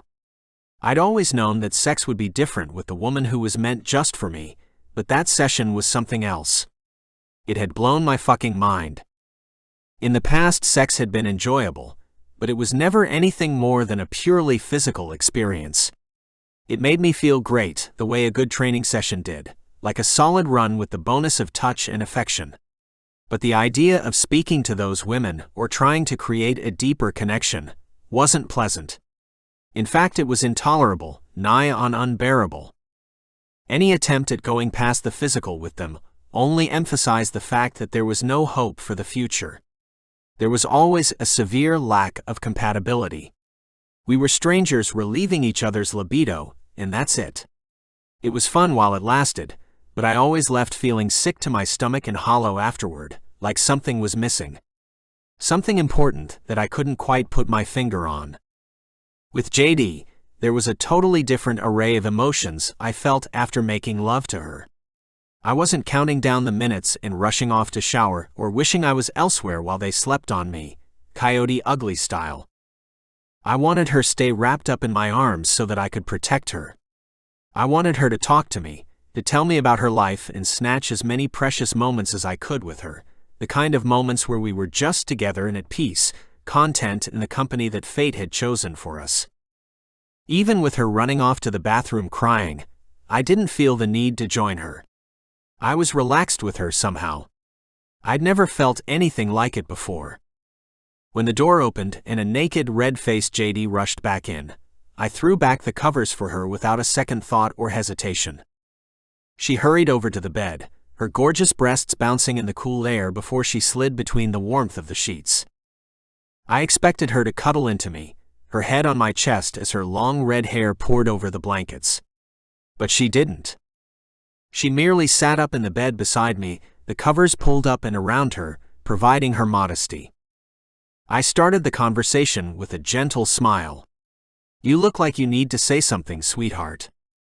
She nodded, biting her lip, tears welling in her eyes. I couldn't handle the sight of her distress. It tugged at my heartstrings. "Come here, sweetheart." I reached out my arm wide in a gesture of comfort and security. This time she came to me, snuggling into my body like I wanted her to. "Okay, now when you're ready, tell me what's wrong. I'm sure there isn't much that we can't overcome together, as long as we keep the lines of communication open and listen to our hearts." This gorgeous woman was my fated lover. Surely her worries were nothing to fall apart over. Perhaps it was something inconsequential about her job or her parents. JD took a steadying breath and began to speak. "It's just, you seem to be entirely certain about the rightness of us being together, but for me, well, if I'm being completely honest, I'm worried and I'm scared." My chest tightened, but I reasoned that it was only natural she felt uncertain. "Well, that makes sense." "It does?" she asked, lifting her beautiful face to stare up at me. I chuckled to relieve some of the tension in the room. "Well, of course. I've known for decades about the mythology surrounding being a Santa. This is all still very new to you. So you're used to the idea that that you think." Her voice trembled, almost breaking on a whisper. I filled in the words for her. "That you're my fated Mrs. Claus?" "Yes, I am. I'm used to the idea. And I'm certain I'm right." She pushed herself up again so she could more easily look at me to talk, but didn't move far. I slid my hand over her thigh, to keep her close and maintain the precious contact between us that I never wanted to be rid of. But how? She asked. I shrugged with a lopsided grin. She pushed against my naked chest. That doesn't help, Nikki. I laughed, and I didn't really mean to, but I couldn't help it. Well, for one, you did exactly what I've always been told you'd do. You literally turned up here looking for me. That's never happened before. Not once. Her cheeks turned rosy and she rolled her eyes flustered. But I didn't know it was going to happen, she argued. Everything just kind of happened, one event triggering another, like a line of dominoes. In this case, intent isn't the be-all and end-all, I said. Fate is about things happening the way they're supposed to, whether we fully understand it or not. She nodded, but the worry lines continued to crease her forehead. So, you think this is all cosmically meant to be? That I'm meant to just quit my job? Move up here? And be what? A housewife? A seasonal figurehead? A part of a children's fairy tale? Her tone of voice changed. She sounded stressed and more than a little abrasive, almost hostile. I thought you said you could do your job from anywhere. I offered, reminding her of what she'd told me earlier. Is a tree change such a bad idea? JD flicked her hair back over her shoulder. Yeah, I did say that. But we've only known each other 2 days. This is extremely sudden. Wouldn't it be a little wiser to take our time before committing to any long-term plans? I frowned, not liking where this conversation was leading now. What are you saying, exactly? I withdrew my hand, feeling instantly wounded, and casually rearranged the blankets in my lap. I'm not sure exactly, JD said, biting her lip again. I just think I need time to process all of this. It's just happening so fast. I didn't see the problem with that. It sounded reasonable, so I kept my mouth shut. She went on. You know, you said that you've had time to get all of this right in your mind. I probably need the same thing, a bit more time, that's all. This has been a bloody whirlwind. So what do you suggest? I asked her, my worry slowly curdling to anger in my gut and souring my mood. Well, I have a few days off work still, she said. So maybe you could show me around some more? Tell me about what it would really be like to live all the way out here with you. I merely nodded so I didn't say something I'd regret. What was she expecting? A list and a map? A detailed blow-by-blow of the pros and cons of this magical meeting of fate? And then what? I asked. After the few days you have off work are over. Well, I could go back to Salem and maybe visit on weekends and things, couldn't I? JD reasoned, a hint of hope clear in her tone. Could you come visit me, maybe sometimes? Is that allowed? Can you leave the North Pole? I can, but I don't leave often. I didn't want to tell her all about the sex and debauchery I'd planned for this week, so I just left it at that. She practically clapped. Oh, great. So we could keep dating and seeing each other, even if we go back to our own lives, right? We don't need to get married or anything crazy like that, right? Not yet, anyway. The relief I could hear in her words fired up my blood. It hurt. She was denying fate and our instant connection out of some misplaced sense of normalcy. It's not like we were average humans. Our connection was always going to be something more, and she wasn't seeing it. I threw back the covers and walked over to my wardrobe, grabbing a pair of gray sweats and pulling them over my nakedness. Nikki. I ignored her as I donned a white t-shirt, then chose a black hoodie. I wasn't cold, but dragged on the sweater too, just to buy me another minute as I tried to wrestle my temper into submission. When I emerged from the dressing room again, she was still sitting in the bed, the blankets pulled up over her breasts. The worst part was how beautiful she looked, with her long hair framing her lovely flushed face. Her creamy shoulders practically begged for my touch. Like a siren, calling to dash myself on the shores of fate. Yep. Are you okay? She asked hesitantly. Finally, I was able to nod. Yeah, I suppose you're right. We could probably do a long distance, whatever. So I withdraw my proposal from last night. That's probably for the best. Until you're sure how you feel, there's no point having that hanging between us. Her lips tilted up into a quiver of a smile. That's true. Well, that's what's freaked you out, isn't it? I asked. I was finally honest about how I felt about you, and how I saw our future going, and you don't feel the same way. She narrowed her eyes at me. I didn't say that. I just don't think it's smart to go changing our whole lives based on a 2-day acquaintance. Even though I think we're fated and meant to be. I retorted. She rolled her eyes at me. Can't you hear how stupid that sounds, Nikki? Like there's magic and then there's this. My jaw dropped. What the hell does that mean? Silence fell around us. I'd been wrong. This wasn't the woman for me.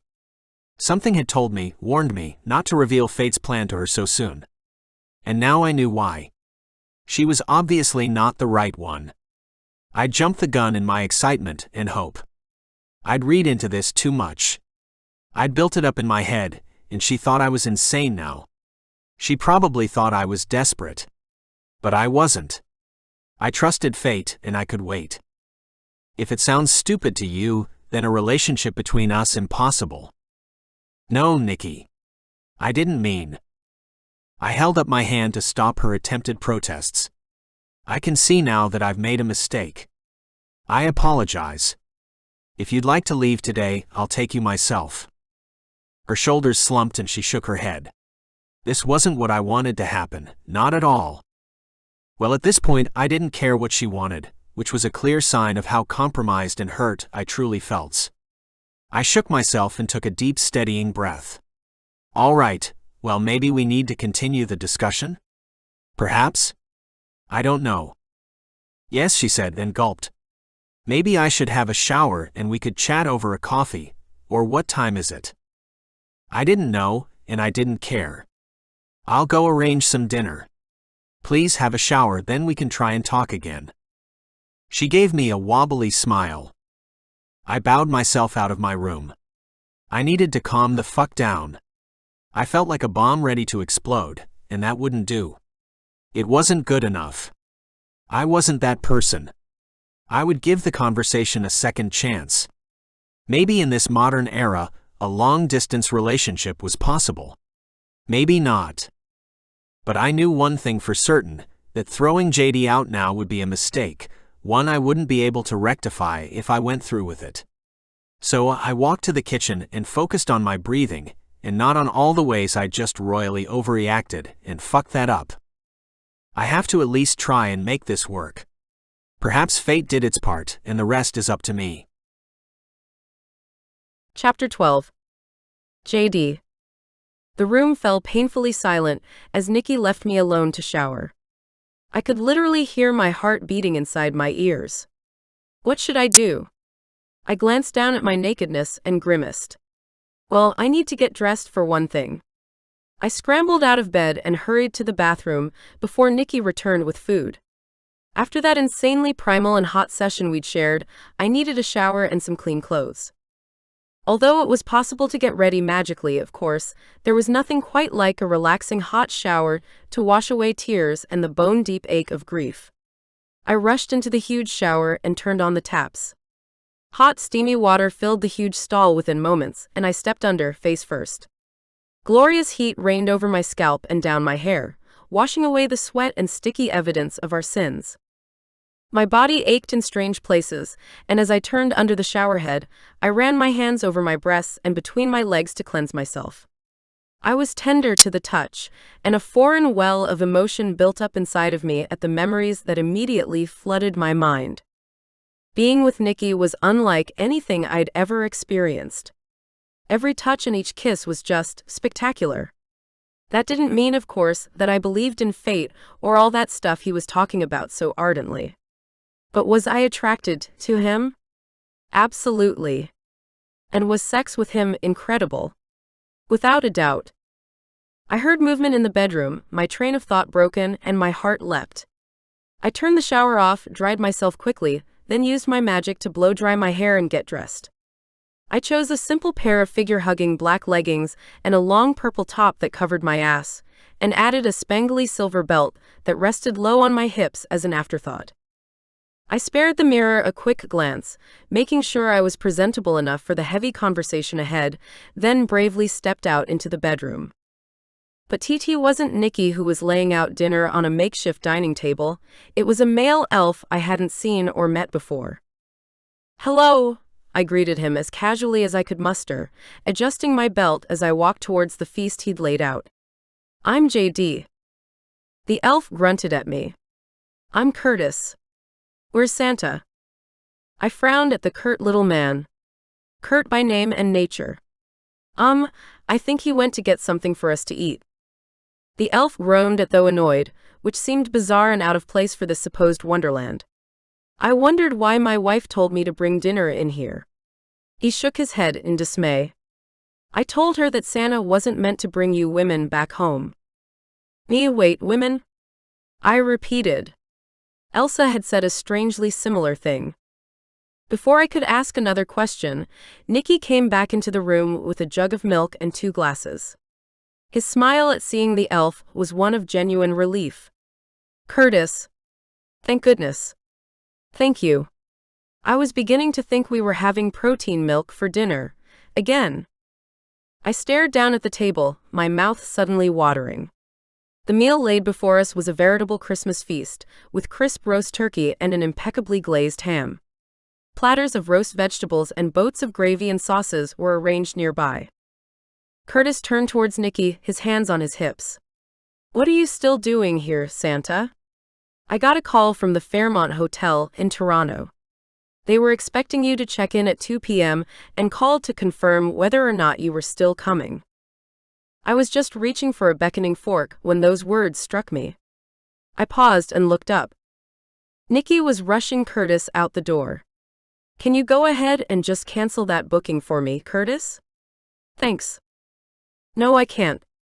The elf practically had steam billowing out his ears. "You're meant to be down in Canada meeting new women." Nikki glanced back at me with an apologetic grimace as he walked out into the hallway with the irate elf and shut the door behind them. I grabbed the fork and stabbed at the scalloped potatoes, wanting to taste those creamy, cheesy carbs. I needed the comfort. Nikki finally re-entered the room and slid back over to the table like the weasel he was. I'd fully started eating, with no guilt whatsoever. I'd even torn off a piece of lush turkey meat and shoved it into one of the warm buttered bread rolls and drizzled some thick cranberry sauce over the succulent flesh. "What was that about, then?" I asked, without preamble. Nikki's lips were thin and tight as he crossed his arms over his chest and hunched his shoulders. "Yeah, sorry about that." "Sorry about what?" I prompted, not so much as batting an eyelid at how catty my tone had become. I nonchalantly ripped another bread roll in half and chomped down on the softness, not even tasting it. It was more a shield, something to occupy my hands with, than anything else. Nikki huffed out a big sigh as he hung his head, before he finally dropped his arms and looked me straight in the eye. "I'm sorry that our talk was interrupted. You didn't need to hear about the plans I'd made before I even met you." "Oh, but I do," I said, waving one hand flippantly in the air. My heart was pounding with every breath I drew, and I was struggling to think straight as my fury blossomed. "Tell me what these plans were exactly." The hotel Curtis had mentioned was swanky and expensive. Nikki groaned and tucked some stray hair behind his ear, seemingly buying himself a moment. "The week after Christmas, we all take time off every year. Then after New Year's, it's back to work for the rest of the year." I nodded, trying my best to remain calm and centered. "Okay. So, this is your vacation time we're talking about?" "Yes, exactly. It's the only time I ever leave the North Pole, so it's a week of... Well, it's when I let my hair down, so to speak. I have some fun, drink until I'm merry, and entertain women. It's generally the only time that I feel like a man and not the father of Christmas." His tones were soothing and rational, and yet I was blinded by rage. This was the man who swore black and blue that we were meant to be? That fate had preordained we be together? What a load of absolute crap. "Well, please don't let me stop you," I said, my tone acidic as I waved my arm toward the door. "Your fuckfest awaits." If he wanted to have sex with random strangers for a week, then he should. It was his life and his choice. But that wasn't the sort of man I wanted to be with, that was for damn sure. "Oh, don't be like that, JD," Nikki said. "I made these plans last year. It's been a standing booking for decades now." "Decades?" I repeated. "Fucking decades. And you think you're suddenly ready to settle down, put your loafers on, and get married? Are you serious? You'll be young forever if you keep this up, so you should. Why lose every man's veritable dream? Fuck away, Santa." "Stop saying that," he bit back, his volume rising. "Saying what?" I yelled, throwing my hands up in the air. "That you're a proverbial Peter Pan? You've literally got decades of fucking around ahead of you, and never having to grow up. Why on earth did you propose to me if you didn't mean it? And why would you? That would be an end to all your fun." Nikki groaned and pinched the bridge of his nose. "Now you're just being a bitch.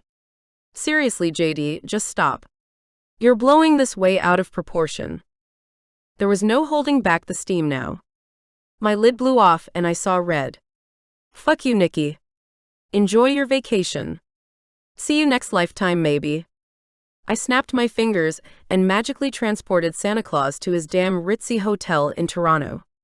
Feeling a mite guilty for dumping him in the lobby alone without so much as a change of clothes, I stomped into his walk-in robe, threw an armful of things in a suitcase, then sent it off to join him. "You bloody bastard," I hissed, stomping back into his room. "I knew you were too good to be true. The one time I thought I'd found a decent man, he turns out to be a freaking bloody man-whore. Trust my luck." I shook my head and took some deep, steadying breaths to recharge my magic. "It's simple," I reasoned. "I'm just plain unlovable.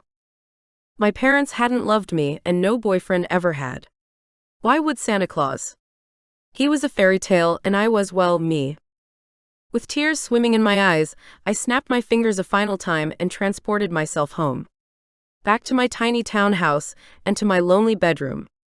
In the next heartbeat, my legs caved, and I collapsed onto the rug, a pained howl tearing from my throat to shatter the overwhelming and stagnant silence. Fuck. Chapter 13. Nikki. The man in front of me blinked before his jaw dropped. "Ah, can I help you, sir?" I glanced around quickly in an attempt to gain my bearings. Recognition washed over me. Damn it. I'd been to this hotel countless times before, and I automatically responded. "I'm Nicholas Shaw," I said, using my pseudonym. "Oh yes, sir, of course," the concierge said, tapping away on his computer. "Yes, I see you're booked into the penthouse for the week. Do you have any bags with you today?" Bags? Crap. I looked down at my feet as my suitcase manifested by magic. JD's magic, to be exact. Yes. Just the one. The concierge handed me a key card. "Excellent, sir. You're all paid up, so please enjoy your stay. And if you need anything at all, don't hesitate to call down to reception." I nodded at him, and a bellboy rushed over promptly to help me with my bag. I smiled at him and waved him off. "I'm fine, but thank you. I know the way." I picked up my suitcase, my head and heart heavy as I made my way toward the elevator. Everything was familiar. From the polished marble floors in the picturesque lobby, to the plush carpet that lined the hallways. I managed to hold it together until I set foot inside the penthouse, the ridiculously large and flawlessly opulent suite making a mockery of my dour mood. Tossing my suitcase onto the white couch, I paced around the room. What a fucking mess. How had things gone so exceptionally wrong? One moment I'd been on top of the world. JD and I had been sharing soul-shattering sex, and I'd proposed marriage, convinced that I'd finally found my Mrs. Claus. The woman I'd been waiting for all these long years, the woman of my dreams, the woman who fulfilled my fairy tale. And the next thing I knew, everything had gone to hell in a fucking handbasket in a simply spectacular fashion. Now, I was standing in the bachelor pad I'd booked a year in advance. I stomped to the windows, arms crossed over my chest, and stared out at the beautiful Vancouver skyline. I'd been dreaming about this day for months. Having been alone all year, starved of affection and sex, the thing that had kept me going was knowing that soon I'd be surrounded by women, one of which I loosely thought might one day become my wife. Or at least, that's what I'd hoped at the time. Now though, my heart ached like a cosmic fist had squeezed the very life out of it, until there were just no beats left in it. But the way I saw it was, I had a few choices left. This misunderstanding hurt more than I imagined it would. I'd never really felt anything like it, and I didn't want to go on in pain like this. The thought of having had JD in my grasp only to lose her was too much. Perhaps I could forget that fate had sent me a beautiful woman to adore, and simply assume a huge mistake had been made. A galactic fuck-up of sorts. There was a knock at the door, and a bolt of hope shot through me. Maybe it was JD. Had she realized she'd made a huge mistake in letting her temper get the better of her, and had decided to join me for a week of fun in Vancouver? Surely she'd like the massive jacuzzi and unlimited drinks. It'd go a short way to diffusing the situation we'd found ourselves in, at least. When I opened the door, it was the bellhop. Disappointment punched me in the gut hard. "Oh yes, James.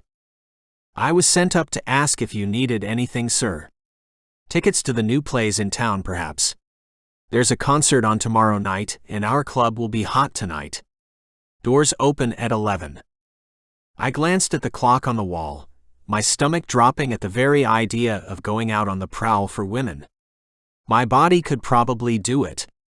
I was young and fit, and my sexuality had never failed me before, but my heart wasn't in it. "Thanks, James," I said, beginning to shut the door. "I think I'll just stay in tonight. I've had a big couple of days." "Of course, sir," the bellhop said. "Sleep well," he added, and walked away. Shutting the door, I ventured into the master bedroom. I stopped and stared at the huge California king. I'd had so many women on that bed over the years, I couldn't even remember them all. They had been a tonic for my soul, medicine for my lonely heart, and food for my starving body. They'd been what I needed to get through the rigorous duty that was being Santa Claus. But now, everything ached and not in need of another strange woman. I wanted JD, fiery red-headed temper and all. But I couldn't do anything about it tonight, even if I wanted to. I had no transportational power, not like the myths suggested I had anyway. I couldn't tap my nose and will myself back to the North Pole any more than I could magic up a team of reindeer to whisk me away in a big red sleigh. I'd have to call my elves tomorrow and get a flight back. Or something. At this point, I didn't know what the hell I was going to do. My stomach growled loudly, reminding me that I hadn't eaten dinner and I was starving. I walked over to the phone and ordered room service. I might as well enjoy the hotel while I'm here. I ducked off to have a quick shower while I waited for dinner to arrive, answering the door with only a towel wrapped around my waist.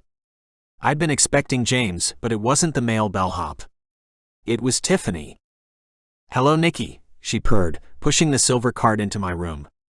Her long blonde hair fell in waves around her shoulders, and her heavily made-up eyes twinkled with mischief in my direction. Oh shit. This was definitely not what I had planned. Not tonight. "Good evening, Tiffany," I said, purposely leaving the door wide open so that I wasn't trapped inside the suite with her. She pushed the trolley all the way over to the dining table, then made a big display of putting the silver dishes out onto the table for me. When she turned back around, she frowned at me. "Aren't you coming in?" I tilted my head towards the exit in a none too subtle gesture. "I'll show you out, then I'll eat." She flicked her hair over her shoulder dramatically and began unbuttoning her white blouse. "My shift finished 10 minutes ago," she said suggestively. "So, why don't I hang around for a little while? We can catch up. It's been a while." Her ample cleavage was exposed now, and I couldn't stop my mind from drifting back to the time we'd spent together just last year. Tiffany was a straight 10 by most people's standards. She had lovely clear skin, a pretty face, and a killer body. But tonight, she didn't even so much as rouse a single throb. I'd been fooling myself to think I could even stay a day in this place. I wanted to go home. This wasn't for me, not anymore. I tasted literal paradise in JD's loving arms, and the last thing I wanted to do was go crawling on my hands and knees through the proverbial desert again, begging for a simple glass of water. It would do nothing to quench the thirst I had. "Thanks for the offer," I told the young woman who worked in the restaurant downstairs, "but I think I'll just head to bed." She put both hands on her hips and widened her stance. "I'll join you." I dropped my head and groaned. I didn't want to be cruel, but Tiffany clearly wasn't taking the hint. "I'm going to sleep. Please go." She hurried over to me, not to leave, but to place her hands on me. Her nails raked over my bare chest, and I shuddered, stepping away from her. Her touch felt so wrong that I couldn't bear it. "Nikki, is something the matter?" She pouted, leaning towards me again as if I were simply pussy shy. "I've been looking forward to you visiting again all year," she emphasized. I sighed and pushed open the door as far as it would go. "I'm not here for that, Tiffany." "Sorry," I added curtly. She hurried to button her shirt up once more, her eyes flashing in hurt and defiance. "What's wrong? Do you fancy men now or something?" she snarked, as if she'd never been turned down before. I snorted out a laugh. "No. I'm getting married, actually, and trust me on this. My fiancé wouldn't take kindly to this little tête-à-tête." Tiffany's glare would have torn shreds off a lesser man, but I wasn't fazed. Not even by the lie I'd just told. It felt right, and if I had my way, it would be true soon enough. Tiffany stuck her nose in the air and marched out in a flurry of blonde fury. I slammed the door behind her and sat down to enjoy my steak in peace while it was still warm. I'd have a good night's sleep in that massive bed, alone. Then I'd put together a plan in the morning to get my Mrs. Claus back. Chapter 14. JD. I'd been back from the North Pole for 2 days, and it was pretty damn clear that I'd made a fucking monumental mistake. I shook my head at myself. My bloody temper always gets the better of me, I muttered in dismay. I made myself a hot chocolate, put a rom-com on the TV, and climbed onto the couch with a comfortable fluffy blanket. I was the very image of pathetic, and I knew it. In fact, I reveled in it. Like a prisoner sitting in a cell for a crime they felt guilty about, I deserved to feel like shit. I'd been given the chance at a relationship with someone pretty special, and I'd managed to fuck it up. Just like everything else in my life. But at least my trashed house had been an easy fix. One simple cleaning spell later, and the kitchen was spotless, and no longer a reminder of what a spectacular failure Christmas Day had been. My phone began to ring, then shot a light in the air. Speak of the devil. I sighed. There was only one person who called me in such a spectacularly over-the-top fashion, and I was not in the mood for it. "Hello, Mother?" I said curtly before staring at the screen as I took a big gulp of my sweet drink, filled to the brim with pink and white mini marshmallows. "JD, what are you doing?" She tutted as though I was 5 years old and had gotten mud on my new dress. "I'm enjoying my Christmas vacation," I shot back at her. "In a manner of speaking. What are you doing?" She had her long white hair swept up into a strange twist, and dainty pearls adorned her earlobes. "Oh, didn't I mention, darling? We're about to have dinner with the President of Austria," she chirped, ever the consummate gossip and status chaser. I buried my lips in my hot chocolate, then answered. "Of course you are." My mother tutted at me. The blatant display of disapproval reignited the blaze of anger that my fight with Nikki had kindled. I lifted my gaze and glared at my mother's sour face. "Do you want something, Mother?" "I was only calling to check in for New Year's Eve," she said, patting down her hair as though looking in a mirror while she spoke to me. "I assume you received our invitation?" "To their house in Paris?" "Yeah, I'd gotten it." "I did, but I have plans. Maybe next year." My mother's gaze narrowed. "You should come, JD. There will be plenty of eligible bachelors there, this year." I set my drink on the coffee table in front of me, not in the mood to pander to my mother's bullshit today. "Thanks for the invitation, but I have plans," I reiterated. My mother's smile fell, her expression unpleasant. "You know I can make you, JD," she threatened. I straightened up and glared straight back at her. Really?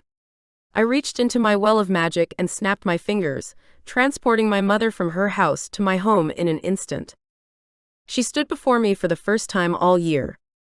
My gut churned, not with anxiety but with anger. She blinked and glanced around at my homey little living room. What did you do? She accused. I threw my blanket off my lap and got to my feet. The same thing I should have bloody done on Christmas Day. Made you come and visit me after I'd spent weeks looking forward to seeing you, and had spent all morning preparing my house and the food for you. Mom rolled her eyes. Oh, JD, stop being so dramatic, please. It's unbecoming. You're a grown woman now. You have your own life and we have ours. We don't need to live in each other's pockets all the time. Each other's pockets. I repeated, unable to believe I was hearing the words. My temper exploded and I screamed in her face. Are you actually fucking kidding me right now? My mother blinked, startled for what looked like the first time in her whole life. But I wasn't done. You missed half my birthdays and most Christmas days as I was growing up because you were too busy sucking up to all the different courts and councils. It's like I've meant absolutely fuck all to you. Mother sniffed and lifted her hands, inspecting her nails as she did when she wanted to avoid a touchy conversation. You had a good childhood, JD. Don't be a brat. You traveled the world, had more toys than anyone you knew, and now, as an adult, you have power and connections, and it's all thanks to us. I tore at my hair and screamed again. I didn't want any of that. I still don't. I just wanted my parents to love me, to show that they gave a bloody shit. Finally, my mother lifted her head and frowned at me as though she was confused. I waited for her to deny my words, to declare that she did indeed love me. But she just stood there like a fucking formless statue. Like a robot. A heartless robot. Just go, I said, flicking my hand and turning to walk back to the kitchen. I needed more than a hot chocolate after this conversation. JD. She finally called out. I turned around, keeping my expectations rock bottom low. I do love you. Yeah, right. I waited for the rest of what was surely a riveting addition to our failure at communication. I'm just not maternal. I never was. And there it was. The whole reason I was so fucked up. I sighed heavily. And you never will be, Mom. So just go. Go back to your life and stay out of mine. I continued into the kitchen and snatched at my emergency supply of chocolate and candy from the top shelf. When I returned to my couch, my mother was gone. I sat down on the couch and resumed my lazy day posture. Movie on. Blanket in lap. And enough calories for a whole month within arm's reach. I couldn't even cry. I didn't have enough tears left to spare a single one for my parents. They'd never loved me the way I needed them to, and they never would. My last hope that they could eventually be halfway decent was gone. In truth, it had been gone, really, since the moment they ditched me on Christmas. I just hadn't been able to face it. The child that still dwelled at the heart of me didn't want to accept it. Maybe Nikki was right, and I needed to get out of here. I'd been acting small and feeling small for far too long. I was capable of so much more. I'd chosen to stay in sleepy little Salem to be close to everything safe and familiar. Pansy and her parents, friends from school, the streets I grew up on. But Mary and Tony were off traveling the wide world, even with their limited magical abilities. And Pansy had married the next High Warlock of Salem. She would be in London every second week of the year, as would he. They were all okay, all taken care of, off doing what they loved with the people they loved. Maybe I should move? I pondered. Just sell up my townhouse and go traveling. Or maybe even rent it out and head to New York. There were jobs aplenty everywhere, and with my powerful magic, I could certainly apply for any position available and land it without trouble. So, what was holding me here now? Was I the only one holding myself back from a life of endless possibilities? I reached into my bowl of candy and sighed, mindlessly eating my feelings, not able to face a lifetime's worth of hurt, disappointment, and parental alienation, let alone the loss of my once-in-a-lifetime chance at love today. Maybe tomorrow. For now, I had truckloads of sugary dopamine to binge on, and God knows, misery loves company. Chapter 15. JD. When there was a knock on my door after dinner, I trundled down the stairs in my fluffy Christmas dressing gown and opened it. "Hello, stranger," Pansy beamed at me. Maverick stood behind her with his characteristic smile. "Hey guys," I said, a genuine smile of my own reaching my lips for the first time in days. "What are you doing here? I wasn't expecting anyone. We came by to see you. Is that okay?" Pansy asked, still loitering on the doormat. I jumped back and waved them inside. "Oh, of course.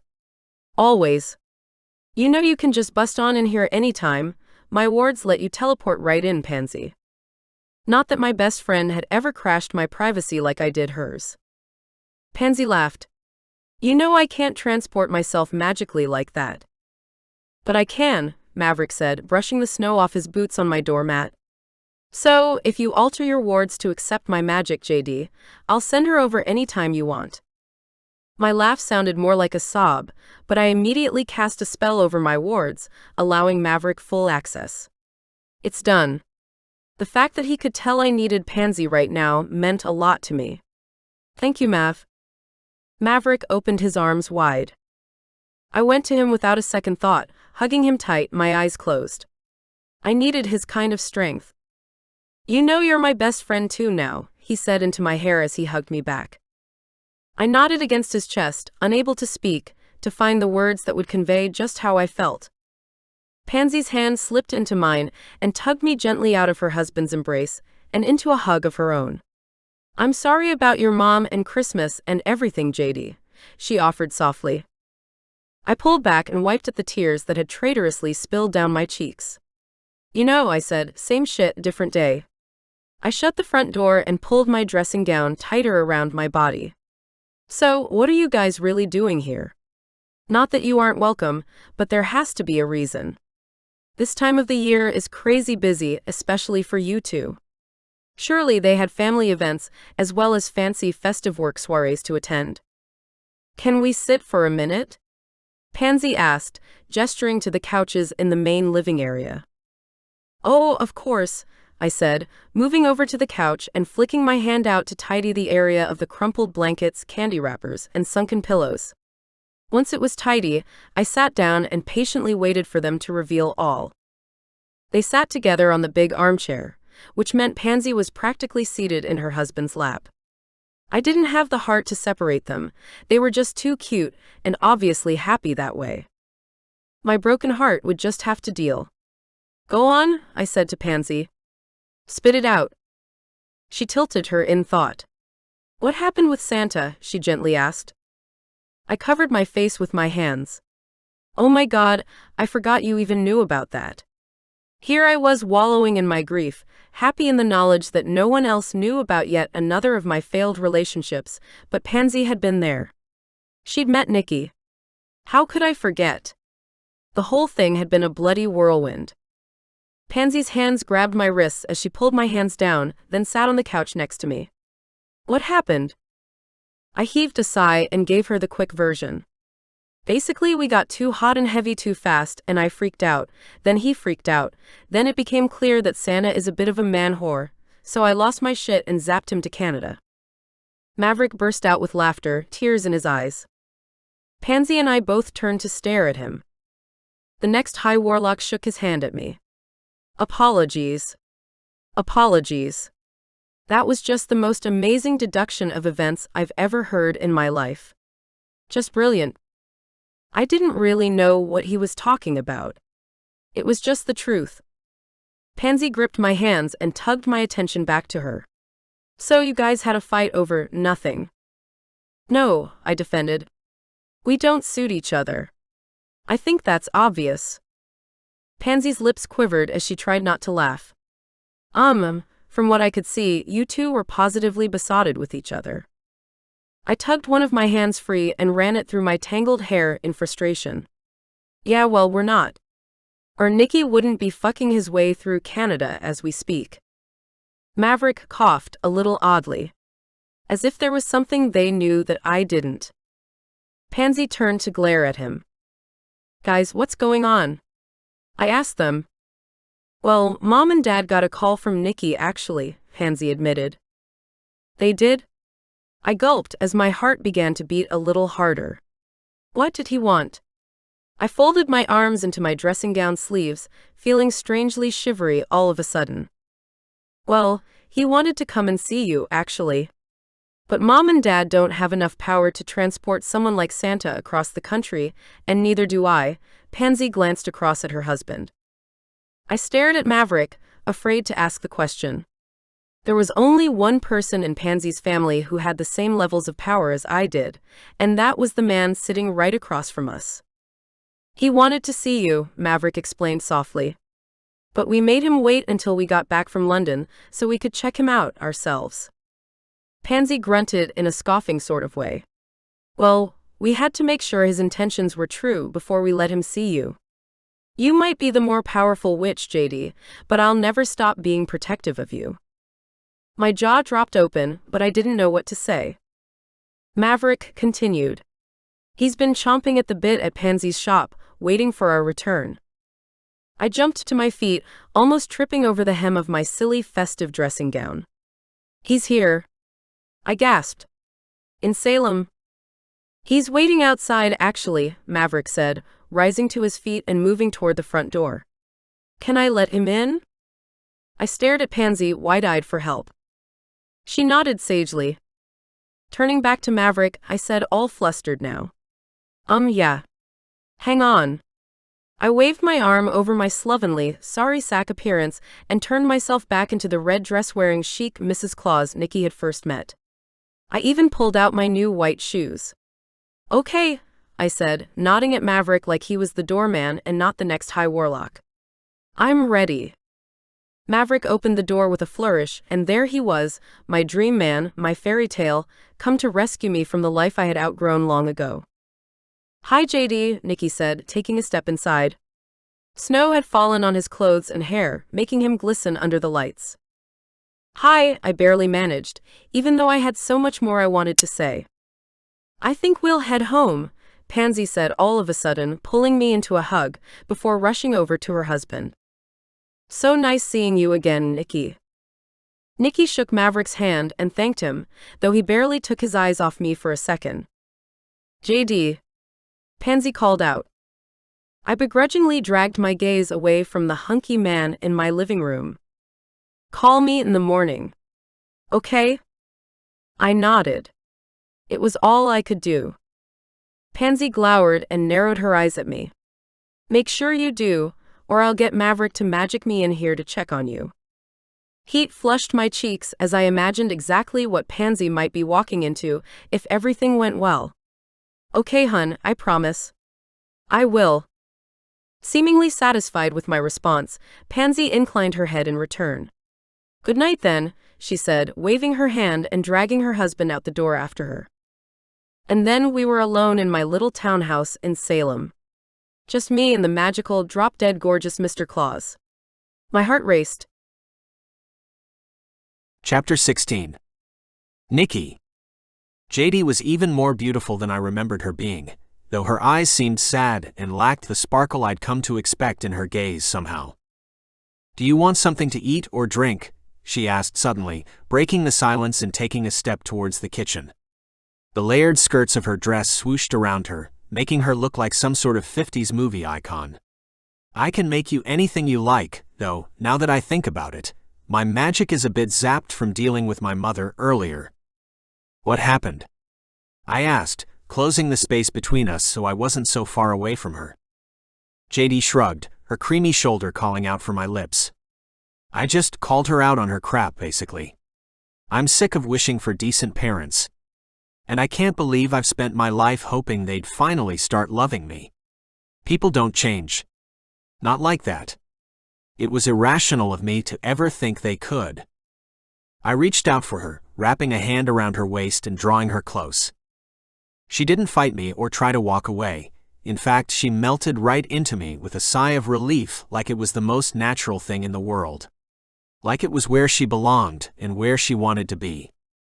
"I'm sorry you had to deal with that," I said, pulling her even closer so that I could hug her tight.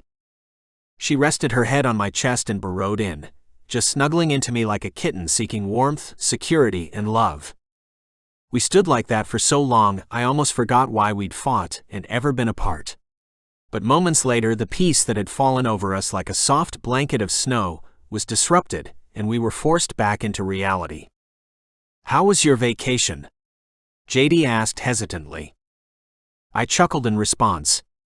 She lifted her head to stare up at me. "Why are you laughing?" "Because it wasn't exactly a vacation," I explained ruefully. "I ate a steak, rejected a woman, got a restless night's sleep alone, then called Mary and Tony." Her lips quirked up ever so slightly at the edges. "Rejected a woman, huh?" I chuckled again at her expression. How did I know that would be the only part of that sentence that you'd hear? I sighed. Full disclosure. The waitress that brought me my steak propositioned me. I made it clear I wasn't available, and she left in a huff. "Really?" JD whispered, her beautiful blue eyes fast glistening with tears. I dropped a gentle kiss on her sweet rosy lips. "Of course I did. Even though you haven't accepted my proposal yet," I told her I was engaged, and as far as I'm concerned, I am. Nothing's changed. You're everything I've ever wanted, JD. Passionate and crazy, intelligent and beautiful, fiery and feist. Please forgive me for the past and know that I only want you in my future. She reached up and cupped my face, her eyes brimming with love. "I'm so sorry I overreacted, Nikki. I just didn't know how to respond to all that talk about being fated lovers. It was sort of overwhelming. And when you told me about your old lifestyle, I got jealous. I didn't want to imagine you being with anyone else, even if I wasn't ready to accept it yet." I smiled at her and kissed her again, this time slowly and with heart behind it. "I grew up with it," I said gently. "Fate has always been a part of the equation, a part of the magic. I understand that it's going to take you time to be comfortable with the idea. So how about we just be together? I can't be apart from you now, JD, but there's no rush to marry or start a family. We'll figure it out together as we go along. It takes two to tango, as they say." I smiled, hope exploding within me. JD sniffled, returning my smile. "I would love that, Nikki." "In fact," I began, stroking my hands down over her fine ass, "I was thinking we might start over with a vacation of our own. I canceled my usual room in Vancouver and thought maybe you'd want to come back with me. We can stay in one of the funky couple suites for 2 weeks if you want. Perhaps check out the town and see a play. Or maybe you want to go to New York. The possibilities are endless." She raised an eyebrow at me. "So, you want to flaunt me around so everyone knows you're taken? Is that it?" I grinned at her. "Just a little." She laughed and offered up her left hand. "Okay, let's do it. But I need at least a promise ring on this finger. Something that says, 'Fuck off, I'm taken.'" The smile on her face said she was joking. But I sure as hell wasn't. I stepped back and reached into my pocket. "I was going crazy today waiting for your friends to come home, so I might have called my elves and had them make me something special for you. Elsa brought it down to me just an hour ago." I popped open the box and offered it to her. The central stone was a shimmering ruby like her hair, round and huge. And the band was encrusted with countless diamonds, making the whole box sparkle in the light. "I wanted something that looked like you," I said, smiling softly as I took the ring out of the box.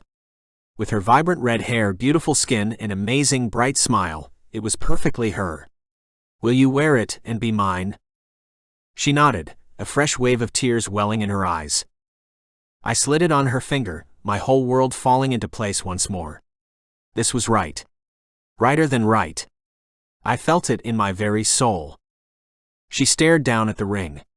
"I can't believe it's just beautiful," she whispered. "Not as beautiful as you," I said as I reached out, took her hand and pulled her into my waiting arms. So where to, gorgeous? New York? Vancouver? Hawaii? Australia? Mary and Tony seemed to really love it there. She wrapped her arms around my neck and held on tight. Oh, definitely Vancouver to begin with. I want all those past lovers of yours to see us together and know that you're mine forevermore. I kissed her hard and fast, wishing I had the same magic she did so that I could simply transport us both to Canada. When I lifted my head, breaking our kiss, we were standing in the foyer of the same hotel I'd only left yesterday. Holy shit! I laughed and kissed her again. God, you're amazing, JD. My soon-to-be wife beamed up at me, her cheeks flushed with the rosiest pink I'd ever seen. Life with my fated witch by my side was never going to be the same again. But I was ready for it. We'd face our happily ever after together, because that's what Mr. and Mrs. Klaus did. Epilogue. JD. 2 weeks later. I stared down at the pregnancy test as the stupid thing turned bright blue. Oh shit. We'd planned to wait until after we were married to try for children. There was no rush after all. We'd both agreed to simply be together and take this crazy journey of ours one day at a time. We certainly hadn't thought we'd be starting a family just yet. But I guess we were. I'd missed my period yesterday, and as I'd laid in bed last night, I'd known this was going to be the outcome. My cycle was like clockwork. I'd never been a day late in 15 years. We'd had the most perfect vacation together over the new year. Then I'd decided to quit my job and move up to the North Pole to be with Nicky permanently. I'd found out pretty quickly that I couldn't bear to be apart from him, no matter what hogwash I'd originally thought about how easy a long-distance relationship would be. I'd only been in the North Pole a few days, but the elves had welcomed me, despite the fact weren't married yet, and I settled into the role of Nicky's partner as if it was what I was always destined to become. My powerful levels of magic meant I could zip us to London for a night if we wanted to visit our best friends, or back home to Salem if there was something I needed or wanted. I'd never traveled around so much or worked less. It was strange in a way. I'd quit my job because I wasn't really enjoying it the way I'd pretended I was. Nicky had been right about me. I'd been a big fish in a small pond for so long, I didn't know what it felt like to be challenged, to reach my full potential. Maybe I should try doing another one, I whispered aloud, staring at the box of 3 tests I'd bought an hour ago. After breakfast, I'd magically transported myself to the nearest pharmacy, bought a test packet, and come straight home to the bathroom to use it. I didn't have to wait long. The test came back immediately positive. My stomach twisted with worry. I didn't need to do another test. One was enough. I knew tests could sometimes give false positives, but I knew this one was right. The timing with my cycle and my gut instinct were irrefutable proof of that. And even as a part of me worried about what Nicky was going to say, a strange squeal of excitement built inside of me. I'd assumed we'd have more time together just to ourselves. I thought that our shared immortality might linger for a few decades so that we could really explore the world and grow together. But not now. Our child would start the human clock on my Santa Claus, and everything would change. It looked like everything about our unique relationship was fated to remain on speed dial. There was a knock on the bathroom door. "You okay, sweetheart?" Nicky's asked. Yeah. But you might want to come in." Standing in front of the huge mirror, I just stared down at the test, thinking about how much my life was about to change. This is all so sudden. "What's wrong?" Nicky asked, coming up behind me and sliding a hand around my waist. "Are you feeling unwell?" "Not yet," I mused. I shook my head, pursed my lips, and picked up the test, holding it up in front of me so he could see it too. "No, but I'm pregnant, Nicky." I watched his reaction in the mirror. His eyes widened and his mouth dropped open. "You're..." Then he twirled me around and grabbed me up in a huge bear hug. "You're pregnant? Already? That's fantastic." I laughed against his shoulder and hugged him back as I began to feel overwhelmed. "Yeah, it is. I think. But..." I just thought we'd have more time together. We'll have all the time in the world, Nikki exclaimed, hugging me tightly before pulling back to kiss me. Oh, sweetheart, this is amazing. We have to get married now. How's next week? I laughed even though my eyes were filled with tears. I felt like I was literally being barraged by all the emotions in the world. Next week? I said. You want a shotgun wedding, like Vegas style or something? His eyes crinkled as he tried not to laugh too. No. Definitely not, beautiful. You deserve so much more. You deserve the fairy tale. And with your magic and that of the elves, I have no doubt we can pull it together in a week. I bit my lip, a million thoughts racing through my mind. Yeah, I suppose so. He pressed his forehead to mine in gesture of pure love and comfort. Everything is going to be fine, sweetheart, he assured me. Trust me, okay? I nodded and closed my eyes, allowing the trust I had in Nikki to wash over me like a soothing mist of serenity. The truth was, I knew nothing about pregnancy or being a good mom. My own mother had been terrible. She hadn't had a maternal or unselfish bone in her body. But as a woman who knew how to love and knew what it was like to be without it, surely I'd be able to work things out as I went along. I'll be okay, I told myself as Nikki embraced me. I'm not alone in this. We'll do this together and take it all one day at a time, just like we promised. Epilogue continued with the beginning of Cupid's Love. Book 3 of the seasonal paranormal and fantasy romances series. Valentine Val. I smiled down at the new Mr. and Mrs. Claus, a sense of satisfaction rolling over me at seeing the newly married couple laughing and enjoying their reception party. I'd had a hand in getting JD and Nick together, though not in the traditional sense. There had been no shooting of arrows or the forcing of two people together who didn't know they were perfect for each other. No. With JD and Nick, it had been inspired by a favor for a friend. My best friend Amory knew Nick through the fairy tale world, and made mention to me of how lonely he'd become since his parents had died. I'd looked through the love lexicon and found there was a lonely witch with a heart of gold in Salem, and decided to nudge the two together. It had been a little bit of a long game plan, though. Getting Tony and Mary to stumble upon the North Pole, only to meet Nick in the flesh. Then I had to pick my moment, whispering into Mary's ear that she should give JD the card from Santa at the opportune time. There were so many moving pieces to their romantic puzzle, but once they were together, the magic happened just the way it should.